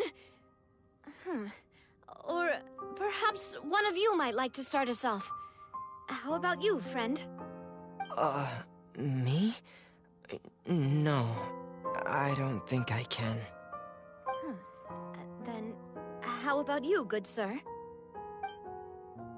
I fear that I will cause the mood on this boat to become as somber as it is in court. Well then, I guess we're lucky we've got a local like me to organize things. Wonderful, the spotlight at last. I guess I'll be facilitating things from here. That was a little long-winded, don't you think? Oh, you might be right. Anyway, to cut to the chase, our friend here, the Traveler, has brought us together to discuss something. As for what that is, well, let's start by saying that we'll be pooling our efforts together to create a series of traps. Oh, how intriguing. Well, it's just an expression, really. One that I just learned from Chlorand, and used on the spot. So, let's invite her to explain in detail. A round of applause, please.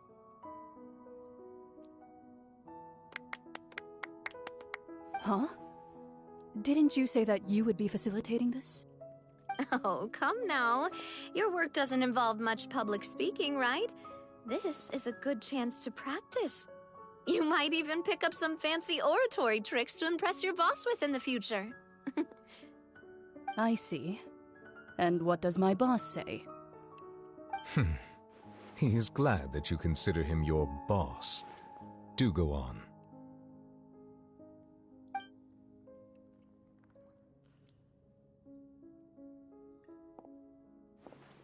In that case, do any of you have experience hunting?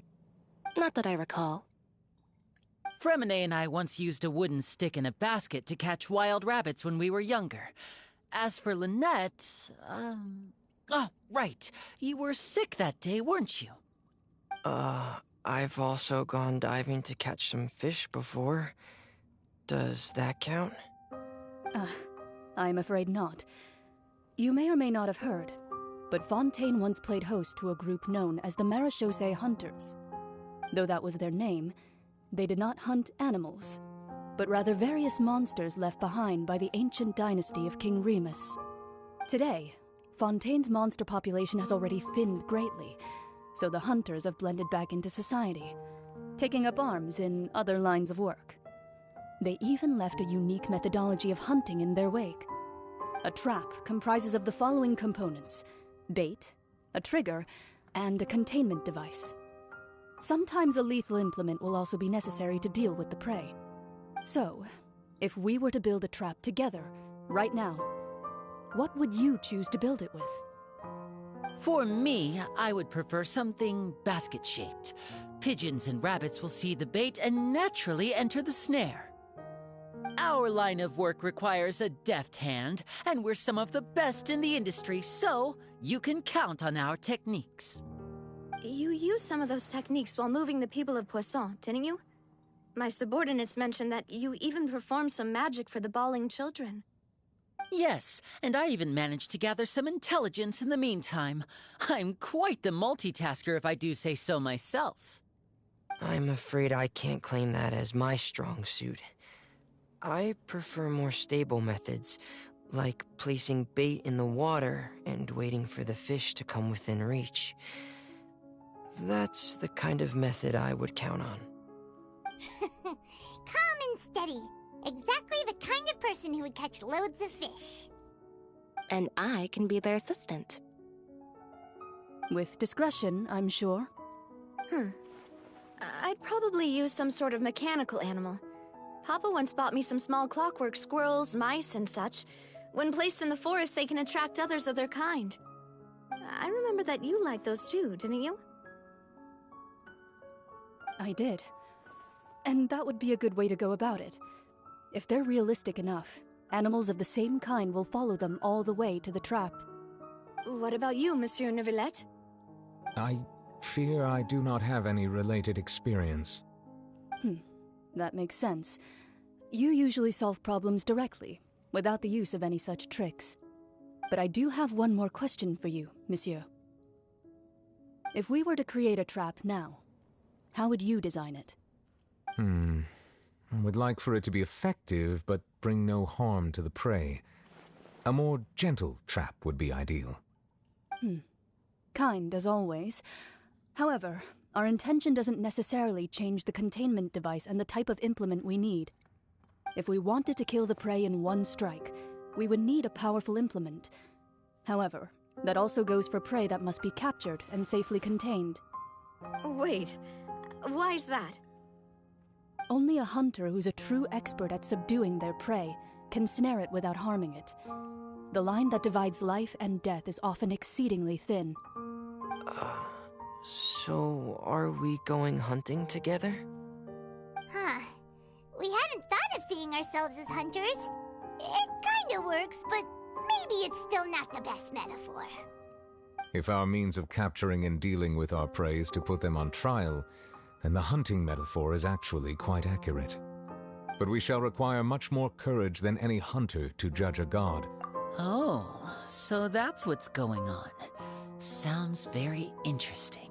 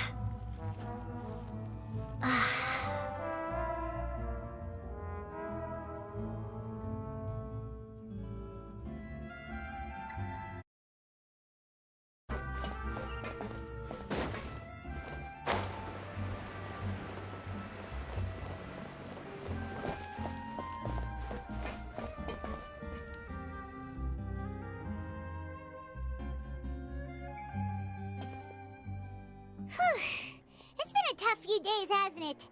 So much has been happening. Paimon didn't think the meetings would go on for so long, but everyone seemed pretty fired up, huh? Paimon thought they'd be at least a little frightened.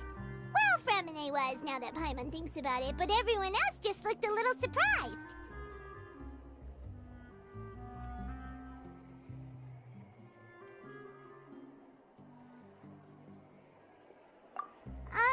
Well... It's hard to say. Paimon doesn't have any experience with this sort of thing. But with you around, Paimon sure will do great. After all, you're the most reliable person in the world, aren't you? Huh?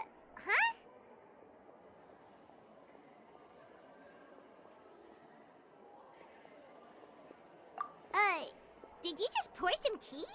Paimon didn't notice you doing that at all.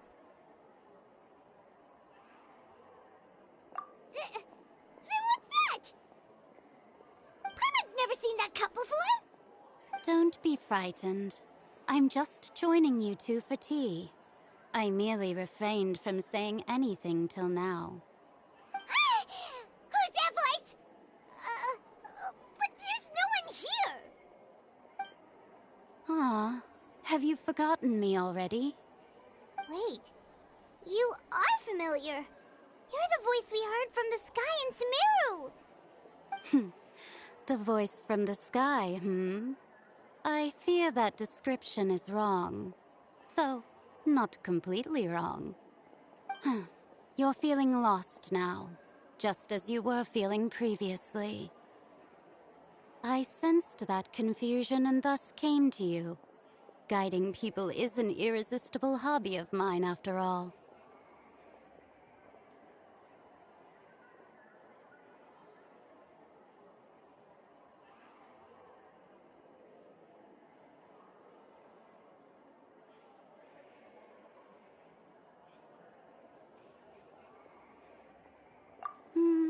Consider me a passerby, just accepting a commission from my friend's disciple on a whim.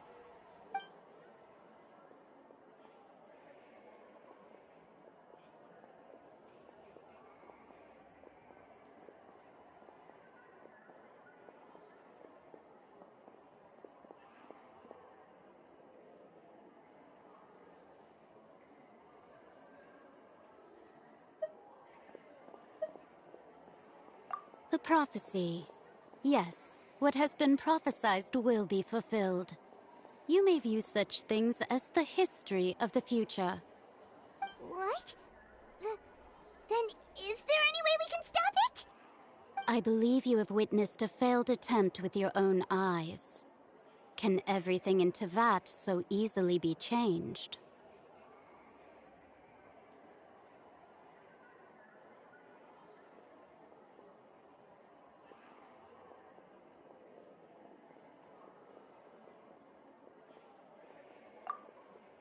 Ah, so you've caught on.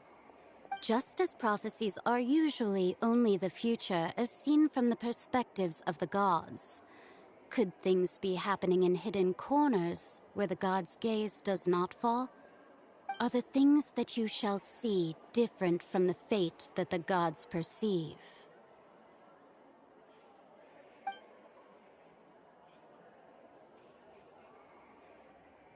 What is she talking about?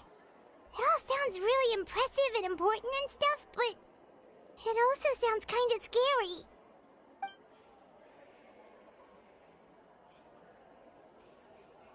I believe that you understand, right? Some things are insignificant, but others you must reach out to change. Ultimately, fate shall serve as your only guide, no matter what will happen in Tevat's future. All you need to do is to play your part. This was good tea, by the way. Thank you for your hospitality. Well, that'll be all for today. The voice. It's gone.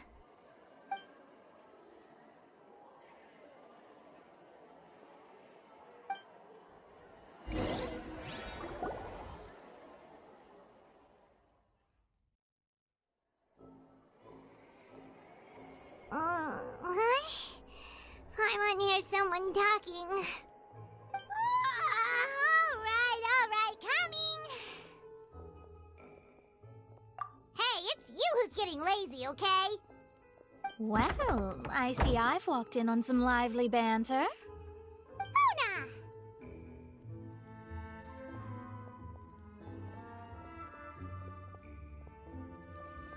Fine, just fine. I went to take part in that Steambird panel. It turned out to be more interesting than I expected. Not all Fontainians are pessimistic about this. One journalist mentioned that sitting around and waiting for the end to come would be wrong, and that they should make their own rescue preparations. I agreed, so we had a brief chat with her. Did she have pink hair by any chance? Why, yes, it was Charlotte. I assume you've heard of her, no? That daredevil journalist?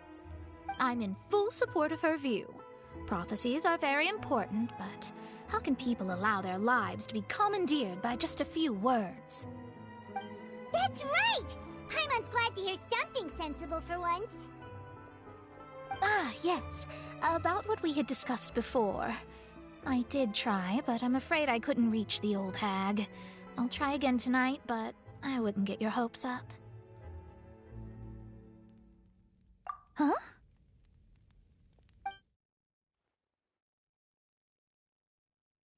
Goodness gracious. Are you serious?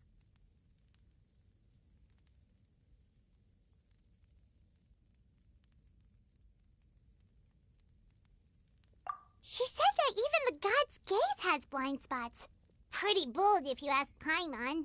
Most people would believe the gods to be all-knowing, right? The Hexen Circle members are certainly anything but ordinary. As for the mage named N, the old hag has mentioned her a few times. She said that N's sense of direction is incredible, and that she loves guiding those who are lost. But I've never met her, and if she were still alive, she'd be... well, suffice it to say that the hag's at least a few hundred now, and N's been around for longer than that. Whoa, the Hexen Circle sounds like a scary group. But they must really stay in shape to live so long. Their abilities alone are pretty terrifying. If she came to see you personally, then the problem you're facing must truly be of great importance. Well, it's not like Paimon could understand anything she said.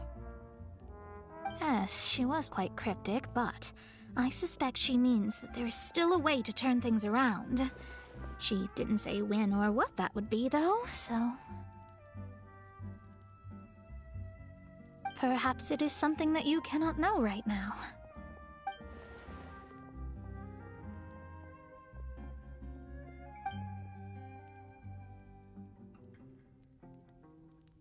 Traveler, Paimon, are you two all right?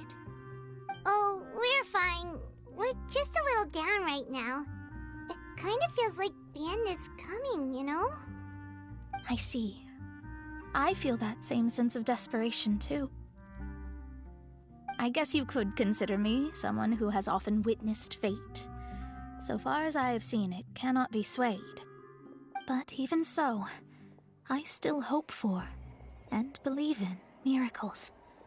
Astrology is eternal and rational, but fate may not be. It is cruel, but it can also be beautiful. Perhaps that's what En was trying to tell you.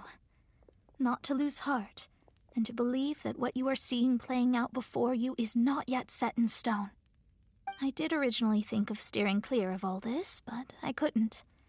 Even if this is all futile, I still wish to help everyone. If we don't struggle to the last, then how can we face the end when it comes? Huh. You do have a point. There I go, talking about astrological principles again. Sorry about that. The moment I start talking about work-related stuff. I need to get going. It was worth trying to comfort you, even if only a little. I believe that you'll help those who are struggling in the same way I did. I suppose that might be why we always seem to meet by coincidence. Paimon feels kinda moved by what Mona said. But also kinda sad, too.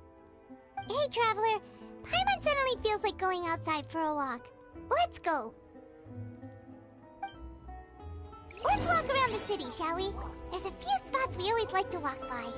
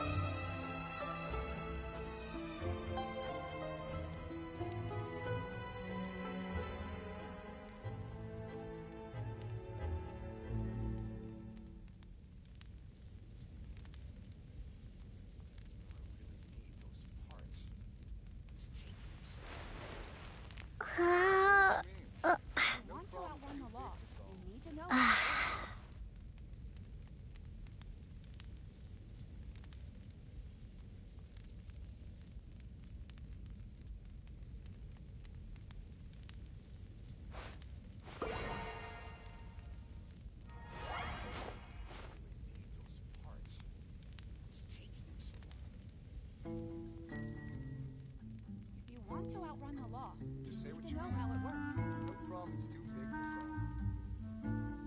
Adventuring underground is way more fun than I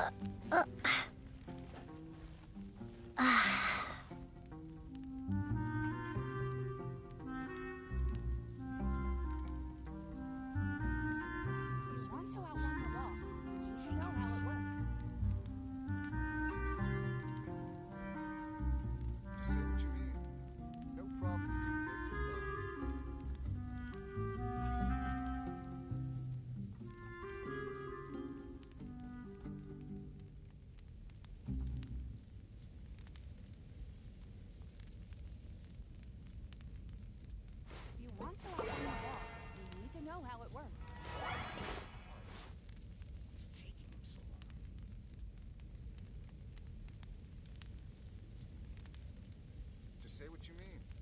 No problem's too big to solve.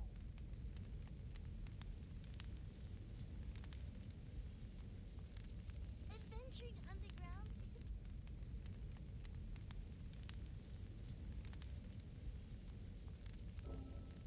If you want to outrun the law, you need to know how it works.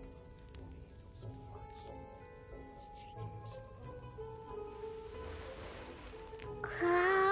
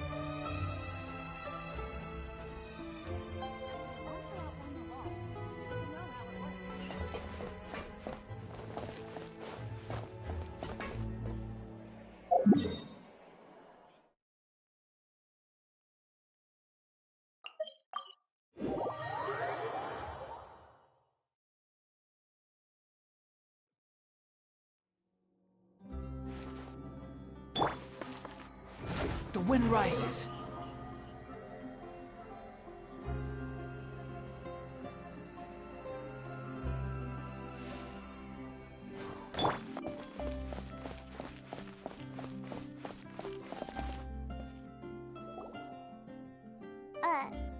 Huh? Our names are written in this newspaper. What's going on? Let Paimon see! The underwater stronghold, the Fortress of Meripede, has continued in its noble autonomy, but that does not mean that others cannot interact with it. My recent attempts to enter the fortress bore little fruit. Huh. Guess Charlotte still hasn't given up on that. Thus, did an Outlander friend become the focus of this report?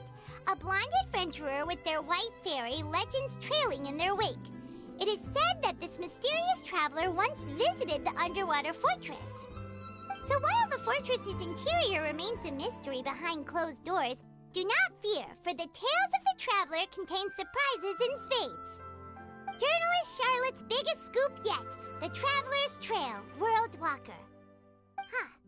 Charlotte took so many awesome photos of us and we never even noticed her.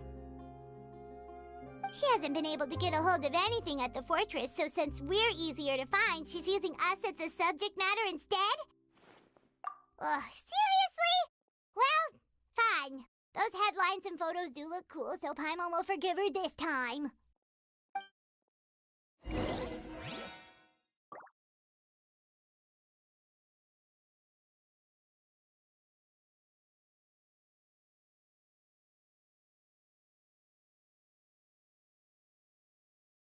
Ah, so these are the kind of headlines they're going for these days.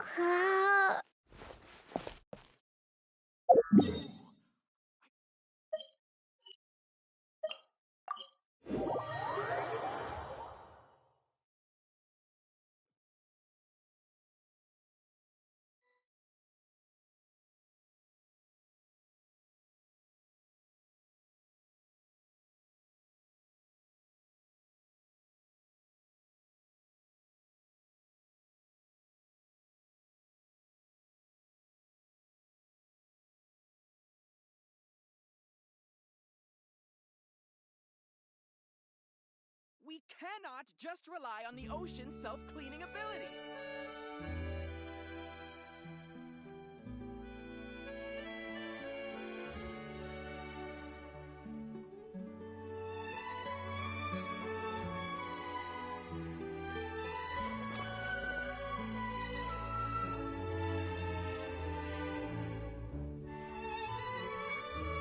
We're here! Paimon's hungry. Should we go in and get something to eat?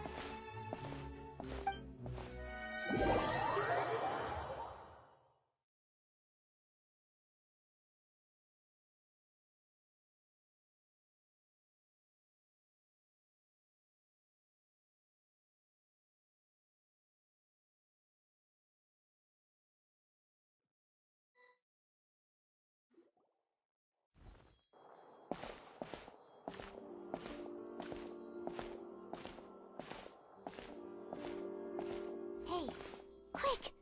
Look! That's the limited edition only 16 slices a day cake! It was so delicious the last time we tried it! Despite the tense situation we were in, let's give it another go! Paimon's sure it'll be great! One slice of cake, please. Someone showed up after all! Oh, wait, you're the one from the Palais Mermonia. Oh, are you here to buy cake too? It seems Monsieur Nervalette was right. You really can eat. Wait, did he really say something like that? That's right.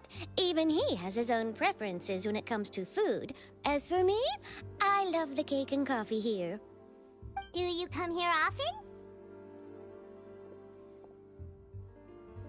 Usually every day. every day? It's part of my daily schedule, apart from work. I shall have my cake and coffee. Then what if someone told you one day that this place would be closing soon, and you wouldn't get to eat cake here anymore? What would you think? But why would it close? Well, Paimon doesn't know either, but maybe the waters will rise tomorrow. You know, like in the prophecy. Oh, the prophecy. To be honest, I haven't paid much attention to that. No, still, even if there'd be no more cake tomorrow, that wouldn't keep me from having some today. No, it's the same for eating in general. You might not be able to eat tomorrow, but if you can do so today, then you should carry on. That's what people call living, you know. Huh. Don't be sad. Excuse me, could I have 2 more slices of cake to go? These 2 slices are for you. Sijuin said that this kind of expression you're making is what humans call being sad. Oh, you know Sijuin? I sure do. She was born before me, and she sometimes comes to the surface to teach us things about humans. She said that humans are creatures that are saddened easily, yes, and you can only lift their spirits by feeding them delicious food. So please try the cakes here. I've got something else to do, so I'll be going now. You two try to stay in a good mood after eating, all right? Bye.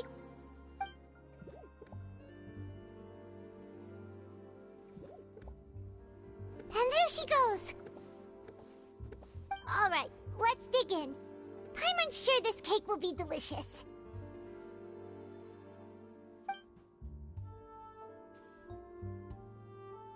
It's more delicious than last time, and the flavor gets even better with a sip of tea.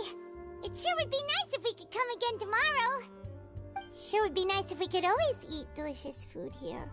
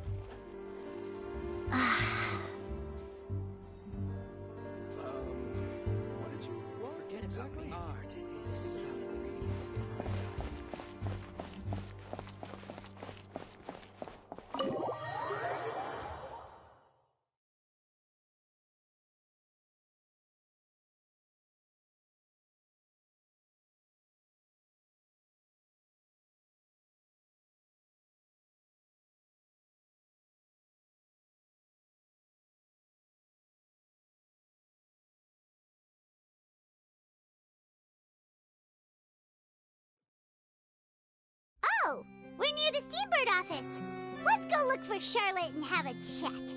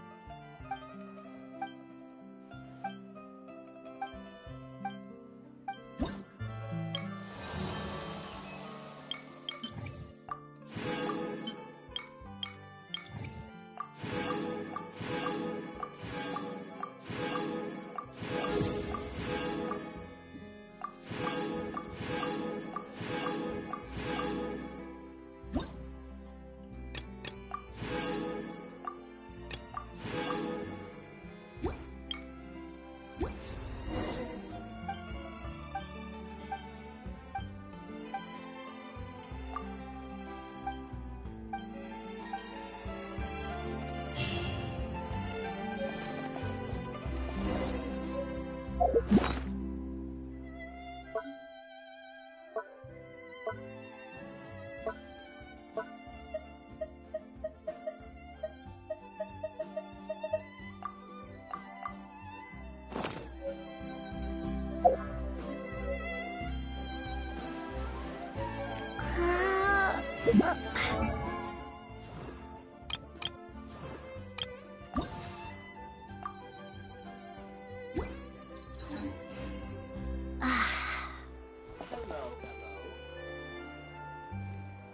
good newspaper should be a lighthouse of truth.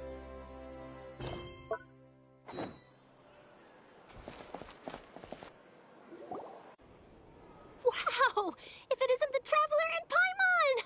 Oh, have you seen the article I wrote about you? Ha!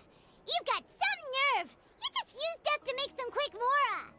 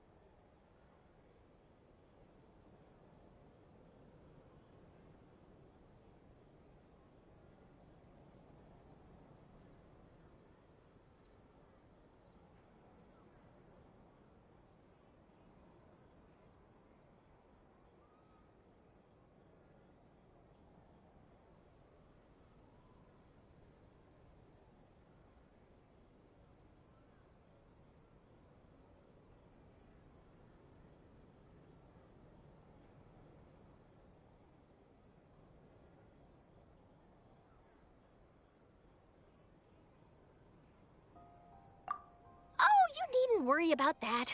I heard that you were in Poisson some time back, so I sent you a letter to discuss just that. It appears you didn't receive it, though. It's all right, though. I've set aside the amount intended for you. I've even set the table with some food. Really? Oh, you're the best! You're almost a little too easy to win over, Paimon. If I were a journalist with ulterior motives, you'd be in trouble now, you know. Oh, Paimon knows you're not like that. Still, what brings you here all of a sudden? Were you looking for me? A friend of ours met you a while back, and when she mentioned it, we thought of coming to see you. Her name's Mona. Ah, so you know Miss Mona as well. She's a guest columnist for our paper. Really good one, too. She's so young and already such a brilliant astrologist. So she mentioned me? What did she say? She said that you're a real daredevil of a journalist. Nice. In which case, can this daredevil journalist dare to request an exclusive interview with the legendary traveler and Paimon? Huh? So your article in the paper today doesn't count? Oh, of course it doesn't. That was more like live photography. What I'd like to do is dive deeper and ask you to talk about the things you've seen and experienced.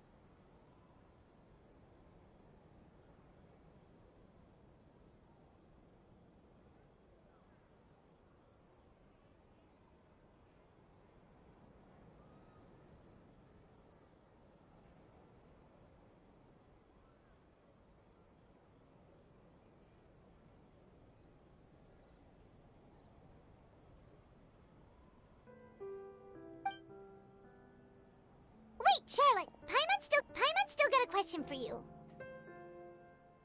And what's that? If, just for example, Fontaine were to be flooded tomorrow, what would you do today? Huh. That's the prophecy you're talking about, isn't it? I mean, I do hear about it often, but I've never once thought that the day could be tomorrow. If you're seriously asking, then I might try and think of a way to leave Fontaine. Oh, but I'm still a journalist first and foremost. That means I have a duty to be reporting from the scene. And secondly, I wouldn't forsake my homeland that easily. From what I've seen, most people don't know what they'd do should the worst come to pass. In truth, it might be better just to behave like normal rather than worry over such an end. So in all likelihood, I'd probably still be prepping at the office for that interview of ours. I know what you're thinking. That sounds a bit sad, but I've always believed that it's best to do what you enjoy. Just think about it. If this nation really were to be suddenly destroyed tomorrow, but I still successfully finish an exclusive interview with a truly unique person, then the story I would wind up writing would truly be timeless. And then do you know what I'd do? Well, I'd write that story, send it for printing, and use messenger pigeons to get copies out to the various nations as soon as possible. I'm not a dreamer, nor am I a workaholic, but I do love my job, and I'd be proud of leaving such an article behind. I guess you could say that I was born to be a journalist. But anyway, that's my answer. And on that note, I'll get back to my preparations. That's so nice. All of a sudden, Paimon actually kinda envies her. Anyway, let's go and take a look at the sea, shall we?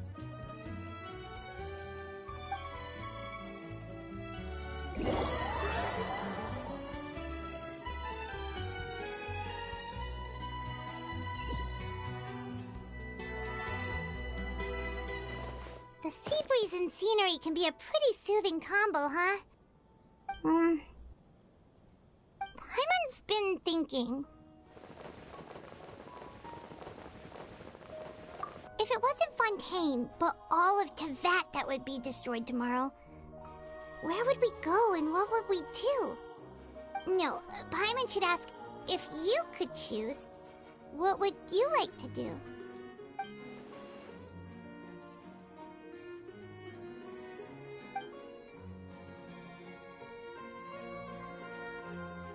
We've always been moving to the next destination, so we haven't spent much time thinking about these kinds of things. We didn't have to either, with us always being on the road and whatnot. You mean, still traveling?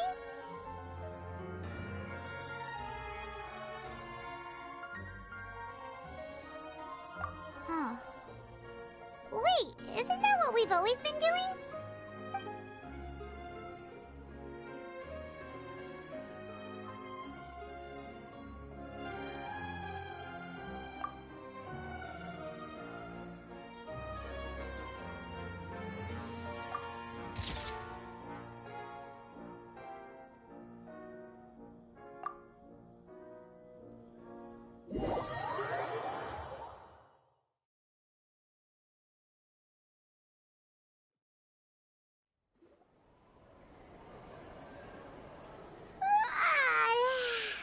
Feels like you'll grow mold if you stay here long enough. But it's still better than the Fortress of Meropide, that's for sure. It's not only damp there, but salty too. Ah, so the two of you are still here. Wonderful. Oh, you're from the Palais Mermonia, aren't you? Yes, I'm Isadora. Monsieur Nervillat sent me to look for you two before. I heard that afterward you went to the Fortress of Meropide. Not at all. I'm well aware that you're friends of his. Actually, I'm here to pass along a message from him. Yes, inside the Opera House. The Maréchaussée Phantom has declared the incident a small-scale riot. A riot? Well, that said, I don't personally think it was that serious.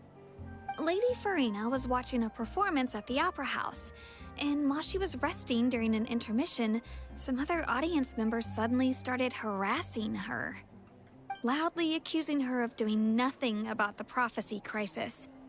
And before she could respond, others started to join in. The crowd continued to grow, and protests against the Hydro Archon started to break out. So people have started to put the blame on Farina. Guess they finally found an outlet for the pressure they've been under due to the prophecy. I agree. People will naturally rely on gods, as is customary. But the moment people feel threatened, gods are also the first to be blamed. So what happened after that? Is Farina okay? Seeing that the situation was spiraling out of control and that further argument was pointless, she claimed that she'd gotten tired of this and left in a hurry. The Maréchaussée Phantom had their hands full maintaining order and did not catch where Lady Farina had gone. Only when things had stabilized did we realize that she had gone missing. So, you mean she's still missing? That's right. The Maréchaussée has dispatched many people to search for her, but we don't have any leads yet. That said, I don't think there's much to worry about. She is a god, after all. Even if she were to fall into the hands of rioters, what could ordinary people do to her? Good. Monsieur Nervillat sent me to tell you about the situation, but he didn't say anything else. Don't worry, this is more than enough to go on. Thanks for keeping us informed. Ah, is that so? Well, all right then. In that case, you two take care. I'll be heading back to the Palais now.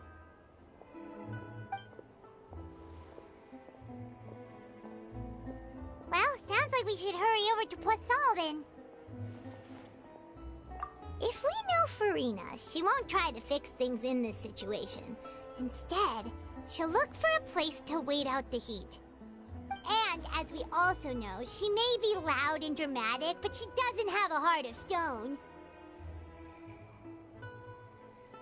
When Nervalet was talking to her in the Palais Mermonia, and she heard about Poisson, she couldn't hide her sadness and remorse. It would be hard for her to ignore being accused by the public today.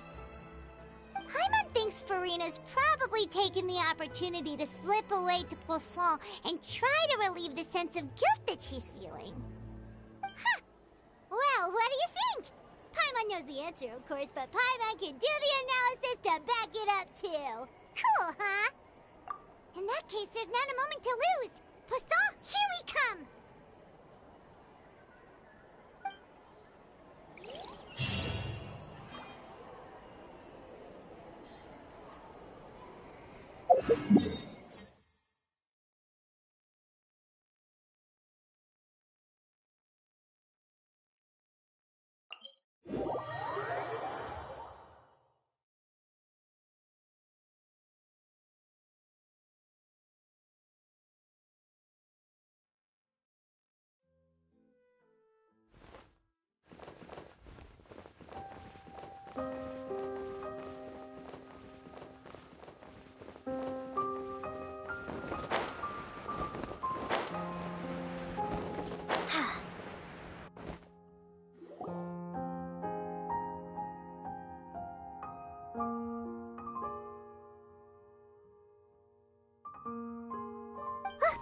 That's Furina, right over there.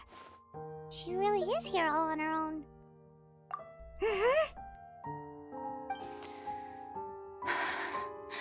Should I just give up? This is all meaningless. What was meant to happen did happen after all. Everyone's dead. I'm sorry. I'm so sorry. Give up, Furina. There's no point in holding out. I'm sorry. But what can I even do other than to repeat meaningless apologies over and over? Who's that? Don't worry, Furina, it's just us.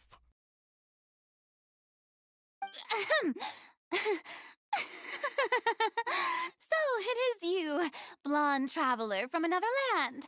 Why, I almost thought you were someone from that mob of my ignorant subjects, come to kneel and beg for my forgiveness. Furina, you were crying just now, weren't you? The tear stains on your face are obvious. What do you mean, tear stains? Oh, I remember. The show at the Opera House earlier this morning was so moving. I'm still trying to process it. Who did that uncivilized rabble think they were, disturbing my enjoyment of the arts? They even dare to tout their Archon. I must teach them a lesson. I can just imagine their twisted and frustrated faces once they realize that I'm nowhere to be found. Oh, and I'm sure Nouvellette and those people from the Marish Sauce Phantom are freaking out right next to them, too.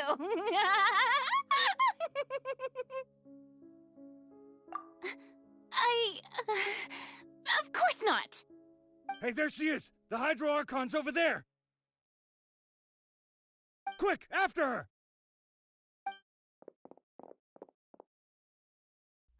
Furina, those people seem to be after you. They are? They're just some rabid fans who want to cut the line because they haven't been able to meet me in person, aren't they? That's against the rules. I can't let them get their way. Furina just ran off! Quick, we have to catch up with her!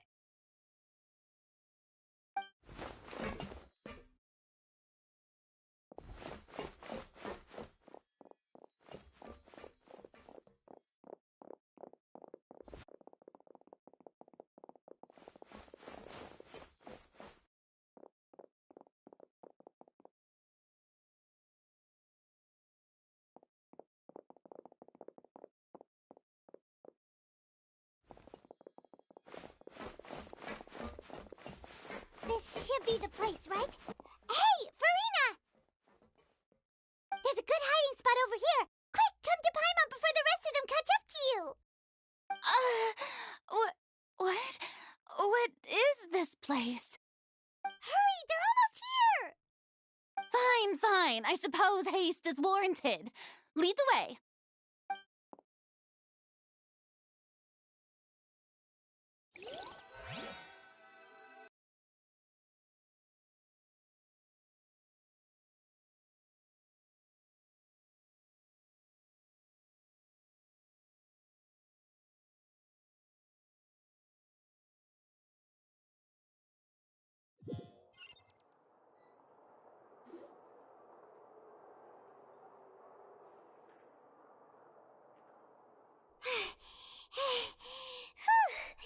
Paimon's exhausted.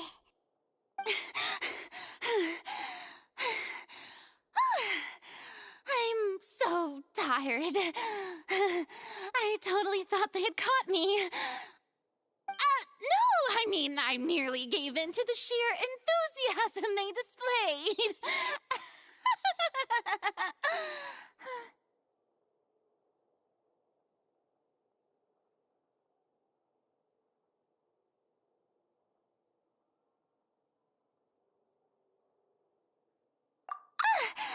You're right. Yep, that's a good girl.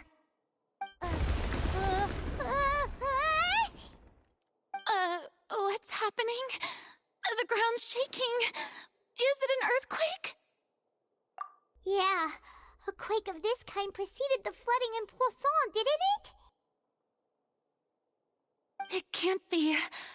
It's happening again. Well, there's no need to worry too much about that.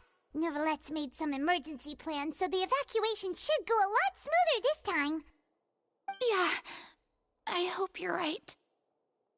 But the people of Poisson, they've already...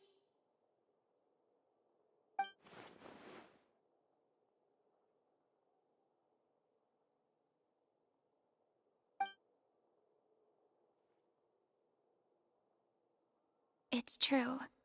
I've been investigating the prophecy for hundreds of years. I once had informants all over Tevat, searching for clues and feeding information back to me. I've tried all kinds of ways, too, to hold back the sea. Anything to keep the coastline from advancing. But all my efforts proved to be futile in the end. Really, the truth has been clear to me for a very long time. We cannot make an enemy of the divine. No matter what we do, the will of the heavenly principles will have its way, and the prophecy shall be fulfilled.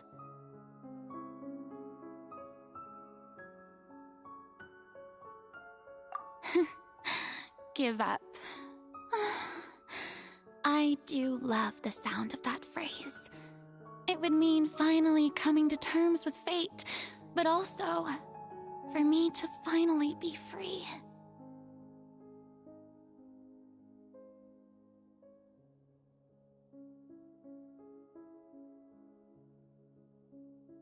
Indeed, I've thought about giving up so many times, especially after we almost lost Poisson.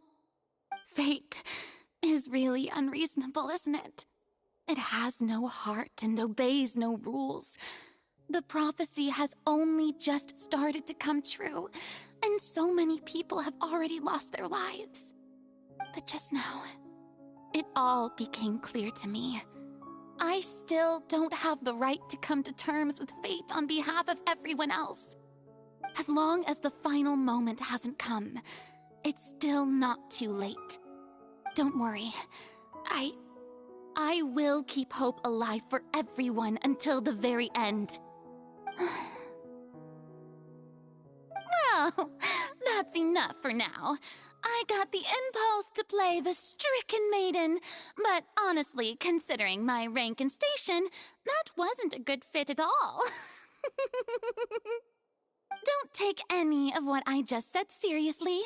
How could I possibly let Fontaine fall to the whims of trivial prophecy? Come on! Paimon could have sworn you were actually being honest just now.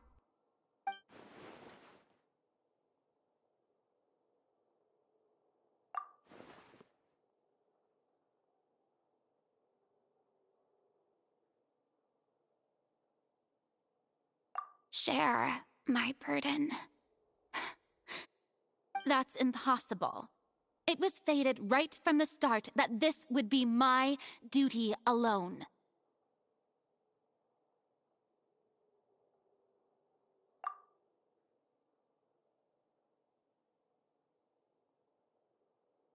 A witness. Yes, I've heard that you came to Tevat from beyond the stars, yes. In other words, you never belonged here. And if Tevat is, in its entirety, a show on a stage, then you're just a spectator, aren't you? If that's the case...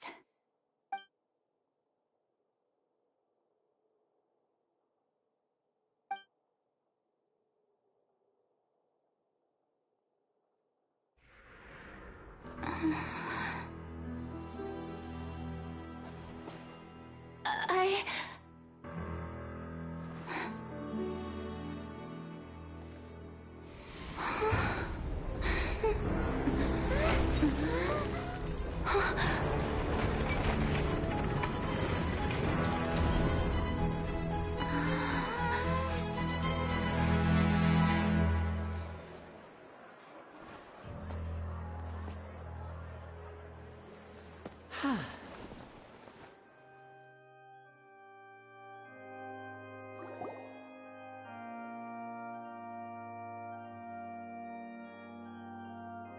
Ladies and gentlemen, this concludes my opening performance.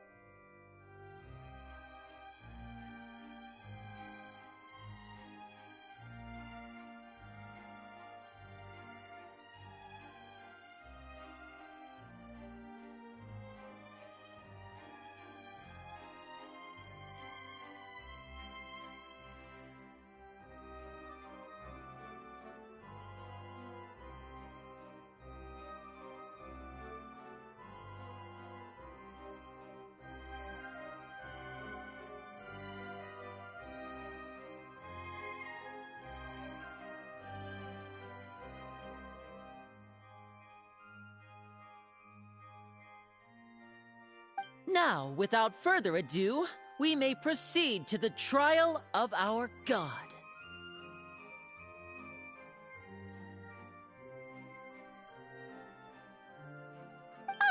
So this is what it is. Yes, you deserve praise for the effort you took to raise the dramatic stakes. Do not forget, however, that I am Focalor, the god of justice, the embodiment of justice itself. Does it not strike you as even the least bit absurd to bring the very concept of justice to trial? May I interpret these words as your refusal to stand trial? In that case, you will have the opportunity to defend your honor through a duel.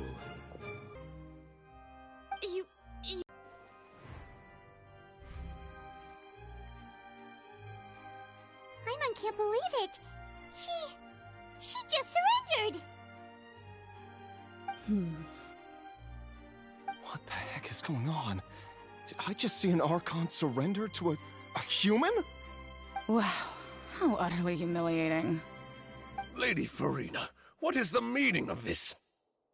Shh! It would seem that there has been a misunderstanding. To be clear, the raising of both hands is not always an indication of surrender. Looking for excuses again, huh? I raised my hands just now to indicate my acceptance of the trial. No duel shall be necessary. I will admit that I've been running away for a long time. I'm sorry, everyone. I was unable to protect the people of Poisson. It is my duty to stand trial for my crimes. You are not the only ones to be disappointed in me. I, too, am exceedingly disappointed in myself. But now, it is time for the Hydro Archon to show you her courage and resolve. I, Farina, will use this trial to show the world the true meaning of justice! This time, I will protect you. Applaud and rejoice. One of the most outrageous and fantastical arcs known to the opera epiclese is now unfolding before your eyes. Mark my words, this shall be one of the most exhilarating and brilliant shows ever to grace the stage of Fontaine. The trial of the Hydro Archon, Focalor, will now begin! Woohoo! Oh, now we're making history! Why does it feel like Farina just took over the whole thing? Like, come on! Didn't she just get forced to stand trial for her crimes? Also, even though she's still acting super dramatic, she is taking this seriously this time, right? All right, then. Who will be my opponent in this trial? The court asks the prosecutor to please take the stand.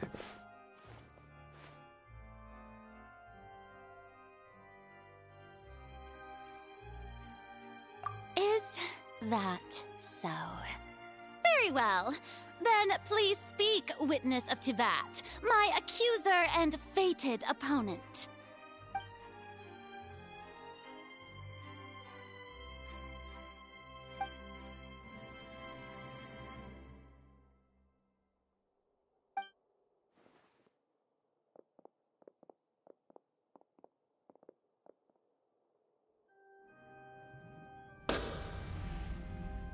Also, please allow me to ask, as a final question before the trial begins.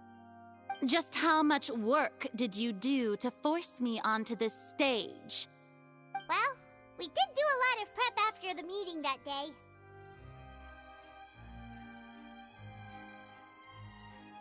I can go over the tasks assigned to the Spina di Rosula, since they were rather straightforward and easy.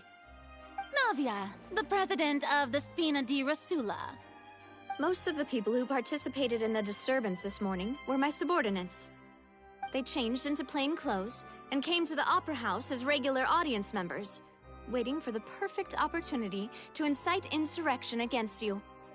The people's resentment against their Archon has been building as more and more of the prophecy is fulfilled. A spark was all we needed to turn smoldering anger into a flame.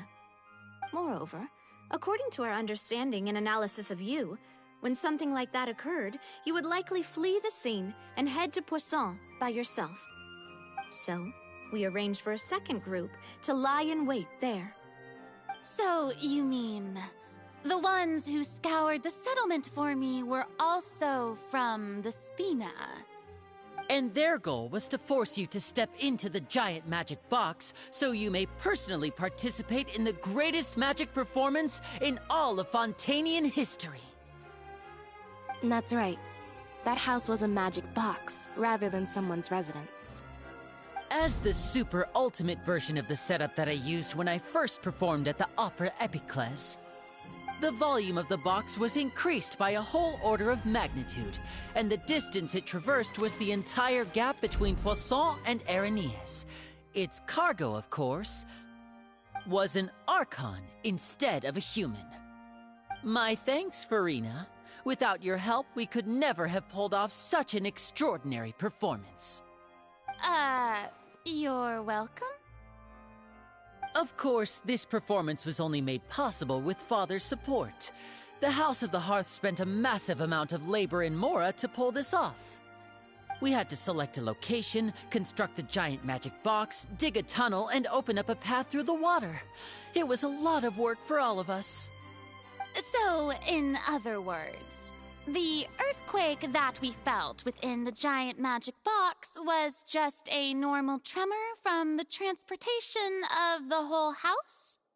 That's right. It wasn't a sign of another disaster to come. Then, I can guess Nervillette and Cloran's parts. You gathered a crowd, prepared a stage, and made sure that the champion duelist would be immediately ready for a fight. Also that as soon as I appeared on the stage, the trial may commence without a hitch. Am I right? Yes, that is correct. Well, Clorand, I must commend you for your courage. Only the most outstanding champion duelist in all of Fontaine would accept a duel with an Archon without flinching. Thank you. As for you, Traveler, I suppose your role was to keep me distracted with conversation once you found me in Poisson. You'd make sure that I didn't notice anything amiss before revealing yourself as my prosecutor once we'd arrived onto the stage.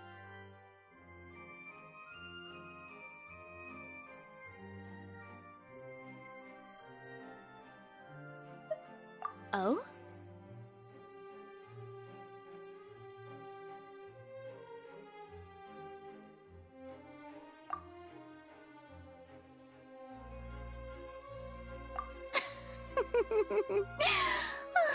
Is that so? Then I suppose I must have missed my final chance. It's fine. It matters not. What's done is done. The stage is already set, so there's no reason to disappoint the audience. Let's see this trial through to the very end.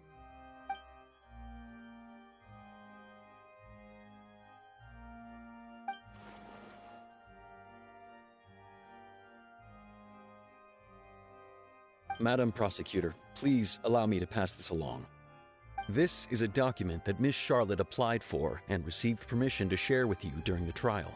According to her, it should speed up the proceedings. Huh? Charlotte wanted to give us something? Oh, so she's here too! Hey, Charlotte! Oh, let Paimon see. Isn't this the exclusive interview that she did with us before? So she's already finished it, huh? Oh, wait. Then that means this document is a perfect timeline of everything that's happened ever since we stepped foot in Fontaine! So in other words, we can refer to this anthology of evidence every time we want to use something from our journey as evidence for an argument!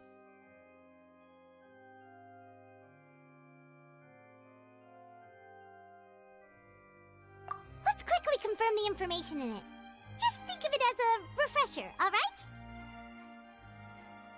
You defeated the Hydro Archon in the very first duel you took part in at the Opera House. That's one for the history books, all right.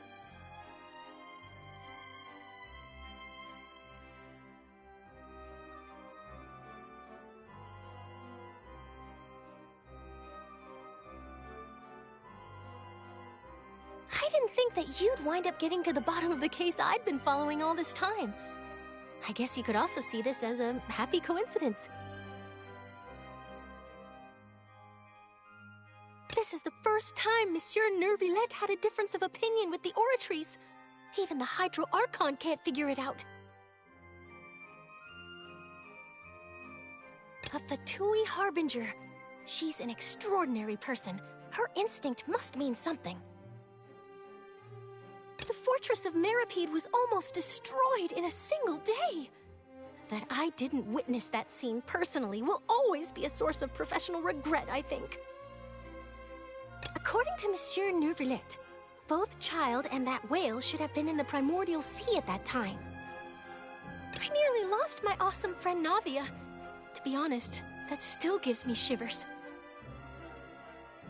The words of someone as extraordinary as a witch can probably only be truly understood when something surreal happens to you.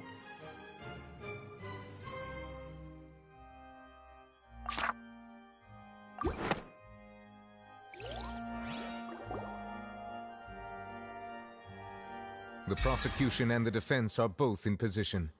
The trial shall now begin. Oh, come on, Nervillette. There's no need to repeat all the unimportant legalese. Just fast forward to the part where the prosecution lays out my offenses. As the defendant and the lead actress of this performance, I still haven't even been informed of my supposed guilt in all of this.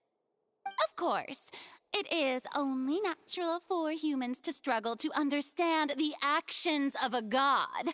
However, you will need more than that to convict me of a crime. That's true, but my charge here is unrelated to your conduct as an Archon. Instead, I would like to charge you as a fraud who's never been the Archon in the first place. Wait, what was that? Lady Farina's a fraud? Hey, I came here thinking that we were going to try the Hydro Archon for forsaking her duty, but did I hear that right? She's not our Archon at all? Charge accepted. Lady Farina, do you plead guilty to the charge?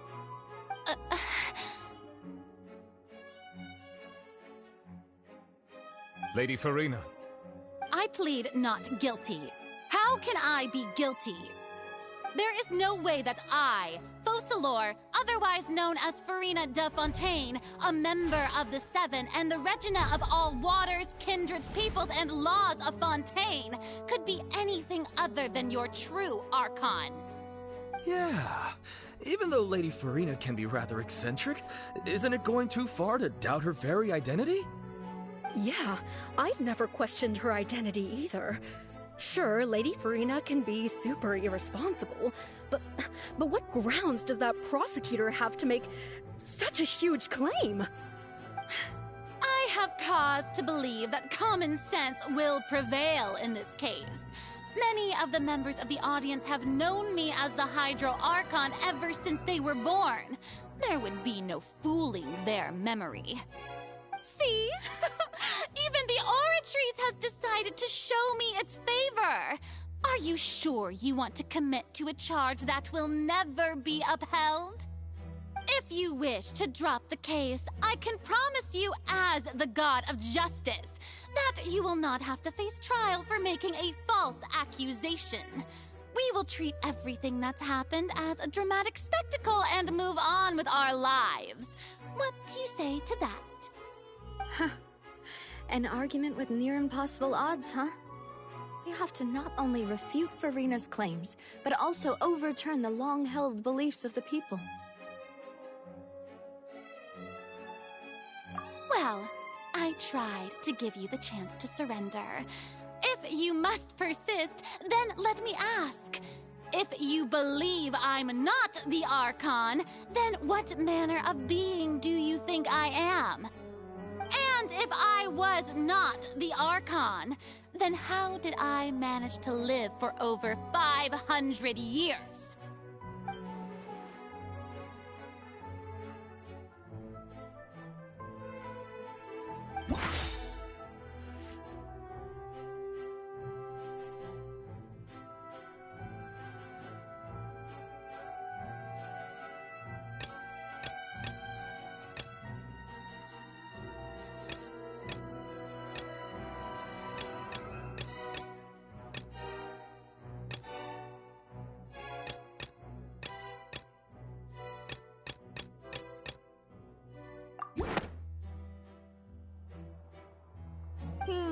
That doesn't sound right.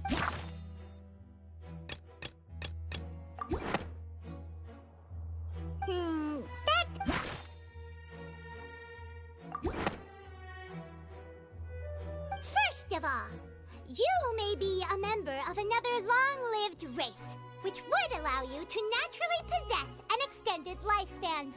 And second of all, even if that wasn't the case, there could be other ways to extend your life. Who gave you that idea? Was it the knave? You'd sink so low as to use a harbinger's words against me. A curse? I once thought it possible that the aura of an Archon might naturally resemble a type of curse. But in light of this claim, perhaps what I sensed was not your divinity, but a curse after all.